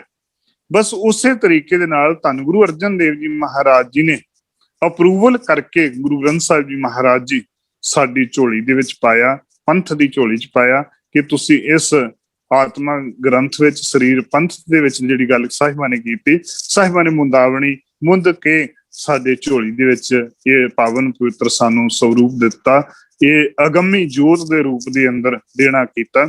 ਉਸ ਤੋਂ ਬਾਅਦ ਇੱਕ ਸਰਲੇਖ ਆਉਂਦਾ ਹੈ ਰਾਗਮਾਲਾ, ਅਖੀਰਲਾ ਸਰਲੇਖ ਹੈ। ਅਸਲ ਦੇ ਵਿੱਚ ਕਈ ਵਾਰੀ ਸਾਡੇ ਪੰਥ ਦੇ ਵਿੱਚ ਕੁਝ ਕੁ ਗੱਲਾਂ ਜਿਹੜੀਆਂ ਪਈਆਂ ਹੋਈਆਂ ਨੇ, ਉਹਨਾਂ ਤੋਂ ਕੁਛ ਪਤਾ ਨਹੀਂ, ਮੈਨੂੰ ਸਮਝ ਨਹੀਂ ਲੱਗ ਰਹੀ ਕਿ ਅਸੀਂ ਕਿਉਂ ਅਵੇਸਲੇ ਹੁਣ ਦੇ ਸਮੇਂ 'ਚ ਜੇਕਰ ਦੇਖਿਆ ਜਾਵੇ, ਵਧੀਆ ਤੋਂ ਵਧੀਆ ਯੂਨੀਵਰਸਿਟੀਆਂ, ਵਧੀਆ ਤੋਂ ਵਧੀਆ ਡਾਕਟਰ, ਵਧੀਆ ਤੋਂ ਵਧੀਆ ਵਿਦਵਾਨ ਸਿੱਖ ਪੰਥ ਦੇ ਕੋਲ ਹੈ। ਕੁਝ ਕੁ ਫੈਸਲਿਆਂ ਦੇ ਪ੍ਰਤੀ ਪਤਾ ਨਹੀਂ ਕਿਉਂ ਅਸੀਂ ਸਾਡੇ ਵਿੱਚ ਅਵੇਸਲਾਪਨ ਹੈ ਕਿ ਜਿਵੇਂ ਆਮ ਤੌਰ ਦੇ ਉੱਤੇ ਦਸਮ ਗ੍ਰੰਥ ਦੀ ਗੱਲ ਆਉਂਦੀ ਹੈ ਜਾਂ ਮਾਸ ਦੀ ਗੱਲ ਆਉਂਦੀ ਹੈ ਜਾਂ ਰਾਗਮਾਲਾ ਦੀ ਗੱਲ ਆਉਂਦੀ ਹੈ, ਪ੍ਰੋਫੈਸਰ ਸਾਹਿਬ ਸਿੰਘ ਹੁਣੀ ਬਹੁਤ ਉਹਨਾਂ ਨੇ ਇੱਕ ਮਹਾਨਤਾ ਵਾਲਾ ਕਾਰਜ ਕੀਤਾ ਟੀਕਾ ਕਰਕੇ, ਉਹਨਾਂ ਦੇ ਨਾਲ ਦੀ ਬਰਾਬਰੀ ਨਹੀਂ। ਜਦੋਂ ਅਸੀਂ ਉਹਨਾਂ ਦੇ ਅਨੁਸਾਰ ਦੇਖਦੇ ਹਾਂ ਤੇ ਉਹ ਇਹ ਗੱਲ ਆਖਦੇ ਨੇ ਜਿਵੇਂ ਕੋਈ ਵੀ ਕਿਤਾਬ ਹੈ ਉਸਦਾ ਇੱਕ ਸਰਲੇਖ ਹੁੰਦਾ ਹੈ। ਰਾਗਮਾਲਾ ਤੋਂ ਭਾਵ ਹੈ ਰਾਗਾਂ ਦੀ ਤਰਤੀਬ। ਜੇਕਰ ਆਪ ਜੀ ਪੂਰਨ ਤੌਰ ਦੇ ਉੱਤੇ ਵਿਚਾਰ ਦੇ ਅਨੁਸਾਰ ਦੇਖੋਗੇ ਤੇ ਇਸ ਦੇ ਤੁਹਾਡਾ ਮਨ ਜਿਹੜਾ ਕਰੇਗਾ, ਇੱਕ ਕਿਤਾਬ ਦੇ ਦੋ ਤਤਕਰੇ ਨਹੀਂ ਹੁੰਦੇ। ਰਾਗਮਾਲਾ ਨੂੰ ਪੜ੍ਹ ਕੇ ਦੇਖੋਗੇ, ਜਦੋਂ ਪਹਿਲੇ ਰਾਗ ਦੀ ਗੱਲ ਆਉਂਦੀ ਆ, ਪ੍ਰਥਮ ਰਾਗ ਦੀ ਜਦੋਂ ਗੱਲ ਆਉਂਦੀ ਆ ਤੇ ਉੱਥੇ ਭੈਰੋ ਦੀ ਗੱਲ ਆਉਂਦੀ ਹੈ, ਭੈਰੋ ਰਾਗ ਦੀ ਗੱਲ ਕੀਤੀ ਜਾ ਰਹੀ ਹੈ ਰਾਗਮਾਲਾ ਦੇ ਵਿੱਚ। ਲੇਕਿਨ ਗੁਰੂ ਗ੍ਰੰਥ ਸਾਹਿਬ ਜੀ ਮਹਾਰਾਜ ਜੀ ਦਾ ਪਹਿਲਾ ਰਾਗ ਸ਼੍ਰੀ ਰਾਗ ਆ ਰਿਹਾ ਹੈਗਾ। ਮੈਂ ਅਸਲ 'ਚ ਤੁਹਾਨੂੰ ਆਪ ਜੀ ਨੂੰ ਪਤਾ ਹੀ ਹੈ ਕਿ ਵਿਵਾਦਤ ਮਸਲਾ ਹੈਗਾ। ਰਾਗਮਾਲਾ ਤੋਂ ਭਾਵ ਹੈ ਰਾਗਾਂ ਦੀ ਤਰਤੀਬ। ਲੇਕਿਨ ਪੰਥ ਨੂੰ ਸੋਚਣਾ ਚਾਹੀਦਾ ਹੈ, ਵਿਦਵਾਨਾਂ ਨੂੰ ਇੱਕ ਰਾਏ ਕਰਕੇ ਇੱਕ ਝੋਲੀ 'ਚ ਪਾ ਦੇਣੀ ਚਾਹੀਦੀ ਹੈ ਕਿ ਅਸਲ ਦੇ ਵਿੱਚ ਇੱਕ ਗ੍ਰੰਥ ਦਾ ਕੇਵਲ ਤੇ ਕੇਵਲ ਇੱਕ ਹੀ ਰਾਗਮਾਲਾ ਹੁੰਦੀ ਹੈ। ਜਿਹੜੀ ਪਹਿਲਾਂ 13-14 ਪੰਨਿਆਂ ਦੀ ਰਾਗਮਾਲਾ ਹੈ, ਉਹਦਾ ਇੱਕ ਇੱਕ ਸ਼ਬਦ ਗੁਰੂ ਗ੍ਰੰਥ ਸਾਹਿਬ ਜੀ ਮਹਾਰਾਜ ਜੀ ਦੇ ਅੰਦਰ ਪੂਰੇ ਦੇ ਪੂਰੇ ਪੰਨੇ ਬਾਅਦ ਸਾਡੇ ਵਿੱਚ ਲਿਖਿਆ ਹੋਇਆ ਹੈ। ਉਸ ਦੇ ਵਿੱਚ ਜੋ ਸਿੱਖ ਰਹਿਤ ਮਰਿਆਦਾ ਅਨੁਸਾਰ ਸਪਸ਼ਟ ਲਿਖਿਆ ਹੈ ਕਿ ਪੰਥ ਦੇ ਵਿੱਚ ਜਿੱਥੇ ਵੀ ਇਹ ਰਾਗਮਾਲਾ ਪੜ੍ਹੀ ਜਾ ਰਹੀ ਹੈ, ਸਥਾਨਕ ਮਰਿਆਦਾ ਅਨੁਸਾਰ ਪੜ੍ਹੀ ਜਾਵੇ ਤੇ ਜੇਕਰ ਕੋਈ ਛਾਪਣ ਦਾ ਇਸ ਤੋਂ ਬਗੈਰ ਹੀਆ ਨਾ ਕਰੇ। ਲੇਕਿਨ ਪੰਥ ਨੂੰ ਸੋਚਣਾ ਚਾਹੀਦਾ, ਵਿਦਵਾਨਾਂ ਨੂੰ ਸੋਚਣਾ ਚਾਹੀਦਾ ਹੈ। ਸਿੰਘ ਸਾਹਿਬ ਹੋਣਾ ਨੂੰ ਬੇਨਤੀ ਹੈ ਕਿ ਇਕੱਠੇ ਹੋ ਕੇ ਵਿਦਵਾਨਾਂ ਦੀ ਇੱਕ ਟੀਮ ਬਣਾ ਕੇ ਕੁਝ ਜਿਹੜੇ ਫੈਸਲੇ ਨੂੰ ਇੱਕ ਵਾਰੀ ਮੁਕਾ ਦੇਣ, ਤਾਂ ਕਿ ਮੁੜ ਕੇ ਵੱਖ-ਵੱਖ ਜਿਹੜਾ ਮਰਜ਼ੀ ਉੱਠ ਕੇ ਵਿਵਾਦ ਖੜੇ ਕਰ ਦਿੰਦਾ। ਉਹਦੇ ਵਾਸਤੇ ਸਾਡੇ ਪੰਥ ਦੀ ਅੱਜ ਬੜੀ ਮੁਸ਼ਕਲ ਹੋਈ ਪਈ ਹੈ। ਕੁਝ ਕੁ ਗੱਲਾਂ ਦੇ ਉੱਤੇ ਕੋਈ ਵੀ ਵਿਵਾਦ ਕਰਕੇ ਅਸੀਂ ਤੁਰ ਜਾਂਦੇ ਹਾਂ। ਇਹ ਵਿਵਾਦਿਤ ਮਸਲੇ ਨਾ ਰਹਿ ਜਾਣ, ਤਾਂ ਕਿ ਅਸੀਂ ਕੁਝ ਪੰਥ ਨੂੰ ਸਹੀ ਸੇਧ ਮਿਲ ਸਕੇ। ਬਾਕੀ ਜੋ ਗੁਰਬਾਣੀ ਦੇ ਅੰਦਰ ਇੱਕ ਇੱਕ ਸ਼ਬਦ ਲਿਖਿਆ ਹੈ ਉਹ ਸੱਤ ਹੈ, ਉਹ ਸਾਡੇ ਪੰਥ ਨੂੰ ਪ੍ਰਮਾਣਿਤ ਹੈ। ਅਸੀਂ ਉਸੇ ਹੀ ਅਨੁਸਾਰ ਚੱਲਣਾ ਹੈ। ਗੁਰਬਾਣੀ ਸਾਰੀ ਅਧਿਆਤਮਕ ਪੱਖੀ ਹੈ। ਹਰੇਕ ਗੱਲ ਦੁਨੀਆਦਾਰੀ, ਦੇਖੋ ਅਸੀਂ ਜਿਵੇਂ ਸਰਲੇਖਾਂ ਦੀ ਗੱਲ ਕਰ ਰਹੇ ਸਾਂ ਕਿ ਹਰੇਕ ਗੱਲ ਦੇ ਅੰਦਰ ਬੇਸ਼ੱਕ ਉਹਨਾਂ ਨੇ ਘੋੜੀਆਂ ਦੀ ਗੱਲ ਕੀਤੀ ਹੈ, ਸਾਡੇ ਸੱਭਿਆਚਾਰ ਦੀ ਗੱਲ ਕੀਤੀ ਹੈ, ਸਾਡੇ ਕਲਚਰ ਦੇ ਵਿੱਚ ਕਿਵੇਂ ਕਿਵੇਂ ਪੁਰਾਣੇ ਸਮਿਆਂ ਦੇ ਅੰਦਰ ਅਸੀਂ ਇਹ ਸਾਰੇ ਕੰਮ ਕੀਤੇ ਨੇ ਜਾਂ ਕਰ ਰਹੇ ਨੇ, ਸਾਡੇ ਬਜ਼ੁਰਗ ਕਰਦੇ ਰਹੇ ਨੇ, ਅਸੀਂ ਉਹਦੇ ਨਾਲ ਜੁੜੇ ਹੋਏ ਹਾਂ। ਅਸੀਂ ਕੋਸ਼ਿਸ਼ ਕਰਨੀ ਹੈ, ਜਿੰਨੀ ਦੇਰ ਤੱਕ ਸਾਨੂੰ ਸਰਲੇਖਾਂ ਬਾਰੇ ਸਮਝ ਨਹੀਂ ਆਵੇਗੀ, ਇਹ ਤੁਹਾਨੂੰ ਮਿਲ ਜਾਵੇਗੀ ਹਰ ਥਾਂ ਦੇ ਉੱਤੇ। ਜਦੋਂ ਅਸੀਂ ਕੋਸ਼ਾਂ ਨੂੰ ਪੜਾਂਗੇ, ਉਹਨਾਂ ਦੇ ਵਿੱਚ ਲਿਖੇ ਹੋਏ ਨੇ ਕਿ ਕਿੱਥੇ ਕਿੱਥੇ ਕੀ ਹੈ, ਤੇ ਉਨੀ ਦੇਰ ਤੱਕ ਸਾਨੂੰ ਇਹ ਸੋਝੀ ਨਹੀਂ ਹੋਏਗੀ। ਜਦੋਂ ਮੇਰੇ ਅੱਗੇ ਵੀ ਇਹ ਸਵਾਲ ਆਏ ਸਨ ਤੇ ਮੈਂ ਕੋਸ਼ਿਸ਼ ਕੀਤੀ ਸੀ ਕਿ ਕਿਤੇ ਜਾਈਦਾ ਸੀ ਕਥਾ ਕਰਨ ਵਾਸਤੇ, ਤੇ ਕਈ ਵਾਰੀ ਪੁੱਛ ਲੈਂਦੇ ਸੀ, ਜਾਂ ਕਈ ਵਾਰੀ ਗ੍ਰੰਥੀ ਸਿੰਘਾਂ ਦੇ ਕੈਂਪ ਲਾਈਦੇ ਸਨ ਤੇ ਉੱਥੇ ਵੀ ਕਈ ਇਹ ਸਵਾਲ ਪੁੱਛਦੇ ਸੀ ਵੀ ਆਹ ਸਰਲੇਖ ਦਾ ਮਤਲਬ ਕੀ ਹੈ, ਜਾਂ ਆਹ ਸ਼ਬਦ ਦੇ ਹੇਠਾਂ ਦੇ ਅੱਖਰ ਜਿਹੜੇ ਪਏ ਨੇ, ਜਾਂ ਮਹਲਾ ਤੀਜਾ ਤੇ ਉੱਤੇ ਲਿਖਿਆ ਹੋਇਆ ਹੈ, ਦੋ ਪਦੇ ਹੇਠਾਂ ਦੋ ਲਿਖਿਆ ਹੋਇਆ ਆ, ਜਾਂ ਮਹਲੇ ਦੇ ਥੱਲੇ ਦੋ ਲਿਖਿਆ ਹੋਇਆ ਆ, ਇਹ ਕੀ ਆ, ਜਾਂ ਇਹਨਾਂ ਦਾ ਮਤਲਬ ਕੀ ਹੈ। ਕਈ ਚੀਜ਼ਾਂ ਗੁਰਬਾਣੀ ਵਿਆਕਰਣ ਦੇ ਰੂਪ ਸੰਗਤਾਂ ਪੁੱਛਦੀਆਂ ਸਨ ਜਾਂ ਗ੍ਰੰਥੀ ਪੁੱਛਦੇ ਸਨ, ਤੇ ਫਿਰ ਉਸ ਰੂਪ ਦੇ ਅੰਦਰ ਮੈਂ ਇੱਕ ਕੋਸ਼ਿਸ਼ ਕੀਤੀ, ਇੱਕ ਕਿਤਾਬ ਦੇ ਰੂਪ ਦੇ ਅੰਦਰ ਮੇਰੀ 10 ਦੀ ਕਿਤਾਬ ਲਿਖੀ ਆ, ਸ਼੍ਰੀ ਗੁਰੂ ਗ੍ਰੰਥ ਸਾਹਿਬ ਵਿੱਚ ਆਏ ਸਰਲੇਖ। ਇਹ ਛਪਵਾਈ ਸੀ, ਬਾਅਦ ਦੇ ਵਿੱਚ ਕਾਫੀ ਬੜਾ ਸੰਗਤਾਂ ਨੇ ਮਾਣ ਦਿੱਤਾ, ਬੜੀ ਹੀ ਪਸੰਦ ਕੀਤੀ ਸੀ। ਤੇ ਉਸ ਤੋਂ ਬਾਅਦ ਵੀ ਮੈਂ ਲਗਾਤਾਰ ਕੋਸ਼ਿਸ਼ ਮੇਰੀ ਰਹੀ ਹੈ। ਉਸ ਤੋਂ ਬਾਅਦ ਇੱਕ ਕਿਤਾਬ ਲਿਖੀ ਆ ਗੋਹਜ ਰਤਨ, ਜਿਵੇਂ ਸ੍ਰਿਸ਼ਟੀ ਦੀ ਰਚਨਾ ਤੋਂ ਲੈ ਕੇ ਜੋ ਬ੍ਰਹਮੰਡੇ ਸੋਈ ਪਿੰਡੇ ਜੋ ਖੋਜੇ ਸੋ ਪਾਵੇ, ਉਹਦੇ ਉੱਤੇ ਵੀ ਇੱਕ ਕਿਤਾਬ ਲਿਖ ਕੇ ਤਕਰੀਬਨ 1 ਸਾਲ ਹੋ ਗਿਆ ਲਿਖੀ ਹੋਈ ਨੂੰ। ਉਹਦੇ ਉੱਤੇ ਕਾਫੀ ਕੋਸ਼ਿਸ਼ ਕੀਤੀ ਸੀ ਰਿਸਰਚ ਦੀ, ਕਿ ਜਿਵੇਂ ਸ੍ਰਿਸ਼ਟੀ ਦੇ ਵਿੱਚ ਪੈਦਾ ਹੁੰਦੇ ਆ, ਪਰਮਾਤਮਾ ਨੇ 5 ਤੱਤਾਂ ਤੋਂ ਸਰੀਰ ਬਣਾਇਆ, 5 ਤੱਤਾਂ ਤੋਂ ਜਿਹੜੇ ਬਾਹਰੀ ਆਮ ਤੌਰ ਦੇ ਉੱਤੇ 5 ਤੱਤਾਂ ਦੀ ਗੱਲ ਆਉਂਦੀ ਹੈ। 25 ਹਰੇਕ ਤੱਤ ਦੇ ਵਿੱਚ 5 ਗੁਣ ਨੇ, ਹਰੇਕ ਤੱਤ ਦੇ 25 ਪ੍ਰਕਿਰਤੀਆਂ ਬਣਦੀਆਂ ਨੇ, 5 ਗੁਣ ਨੇ। ਉਸ ਤੋਂ ਇਲਾਵਾ 9 ਨਿਧੀਆਂ ਕਿਹੜੀਆਂ ਨੇ, 18 ਸਿੱਧੀਆਂ ਕਿਹੜੀਆਂ ਨੇ ਜਿਹੜੀਆਂ ਸਰੀਰ ਦੇ ਵਿੱਚ ਨੇ, ਇਹ ਜਾਨੀ ਕਿ ਉਸ ਤੋਂ ਇਲਾਵਾ ਜਿਹੜੇ ਆਮ ਤੌਰ ਤੇ ਤ੍ਰਿਕੁਟੀ ਦੀ ਗੱਲ ਆਉਂਦੀ ਹੈ, ਆਮ ਤੌਰ ਦੇ ਉੱਤੇ ਤ੍ਰਿਕੁਟੀ ਦੇ ਜਦੋਂ ਅਸੀਂ ਅਰਥ ਕਰਦੇ ਹਾਂ ਤੇ ਜੋਗਮਤ ਦੇ ਵੱਲ ਆਉਂਦੇ ਆ, ਤੇ ਜੋਗਮਤ 3 ਗੁਣਾਂ ਦੀ ਗੱਲ, ਲੇਕਿਨ ਗੁਰਮਤ ਦੇ ਅੰਦਰ 3 ਗੁਣਾਂ ਦੀ ਗੱਲ ਕੀਤੀ ਹੈ, ਰਜੋ ਤਮੋ ਸਤੋ ਦੀ ਗੱਲ ਕੀਤੀ ਹੈ। ਫਿਰ ਸਰੀਰ ਨੂੰ ਅਸੀਂ ਪਵਿੱਤਰ ਕਿਵੇਂ ਕਰਨਾ ਹੈ, 9 ਜਿਹੜੇ 10 ਦੁਆਰੇ ਨੇ, 10ਵੇਂ ਦੁਆਰ ਤੱਕ ਕਿਵੇਂ ਪਹੁੰਚਿਆ ਜਾ ਸਕਦਾ ਹੈ। ਖਟ ਚੱਕਰ ਗੁਰਮਤ ਦੇ ਅਨੁਸਾਰ ਕੀ ਹੈ, ਜੋਗਮਤ ਦੇ ਅਨੁਸਾਰ ਨਹੀਂ, ਗੁਰਮਤ ਦੇ ਅਨੁਸਾਰ ਗੁਰਦੇਵ ਪਾਤਸ਼ਾਹ ਜਿਹੜੇ ਖਟ ਚੱਕਰਾਂ ਦੀ ਗੱਲ ਕਰਨ ਰਹੇ ਨੇ, ਉਹ ਗੁਰਮਤ ਦੇ ਅਨੁਸਾਰ ਕੀ ਹੈ, ਕਿਵੇਂ ਸੱਚਖੰਡ ਦੇ ਤਾਈਂ 5 ਖੰਡਾਂ ਤੋਂ ਕਿਵੇਂ ਸੱਚਖੰਡ ਤਾਈਂ ਪਹੁੰਚਿਆ ਜਾ ਸਕਦਾ ਹੈ। ਸਰੀਰ ਦੇ ਜਿਵੇਂ 4 ਰੂਪ ਨੇ, ਜਿਵੇਂ ਸਰੀਰ ਹੈ, ਆਤਮਾ ਆ, ਮਨ ਹੈ ਤੇ ਹਿਰਦਾ ਹੈ, ਉਹਦੇ ਪ੍ਰਤੀ ਉਹ ਕਾਫੀ ਇਹ ਕਿਤਾਬ ਦੇ ਵਿੱਚ ਤਕਰੀਬਨ ਕਾਫੀ ਟੌਪਿਕ, ਲਗਭਗ 70-75 ਦੇ ਕਰੀਬ ਟੌਪਿਕ ਨੇ, ਤੇ ਉਹਨਾਂ ਦੇ ਉੱਤੇ ਕੋਸ਼ਿਸ਼ ਕੀਤੀ ਸੀ। ਲੇਕਿਨ ਤੁਹਾਨੂੰ ਜਿਵੇਂ ਆਪ ਜੀ ਨੂੰ ਪਤਾ ਹੀ ਹੈ ਕਿ ਪ੍ਰਚਾਰਕ ਵਾਸਤੇ ਥੋੜੀ ਜਿਹੀ ਤਨਖਾਹ ਦੇ ਵਿੱਚ ਪਰਿਵਾਰ ਨੂੰ ਪਾਲਣਾ, ਫਿਰ ਬੁੱਕਸ ਲਿਖਣੀਆਂ, ਤੇ ਫਿਰ ਉਹਨੂੰ ਛਪਾਉਣ ਦੇ ਉੱਤੇ ਕਾਫੀ ਖਰਚੇ ਲੱਗ ਜਾਂਦੇ, ਤੇ ਉਹ ਅਜੇ ਮੇਰੇ ਕੋਲ ਲਿਖੀ ਪਈ ਆ।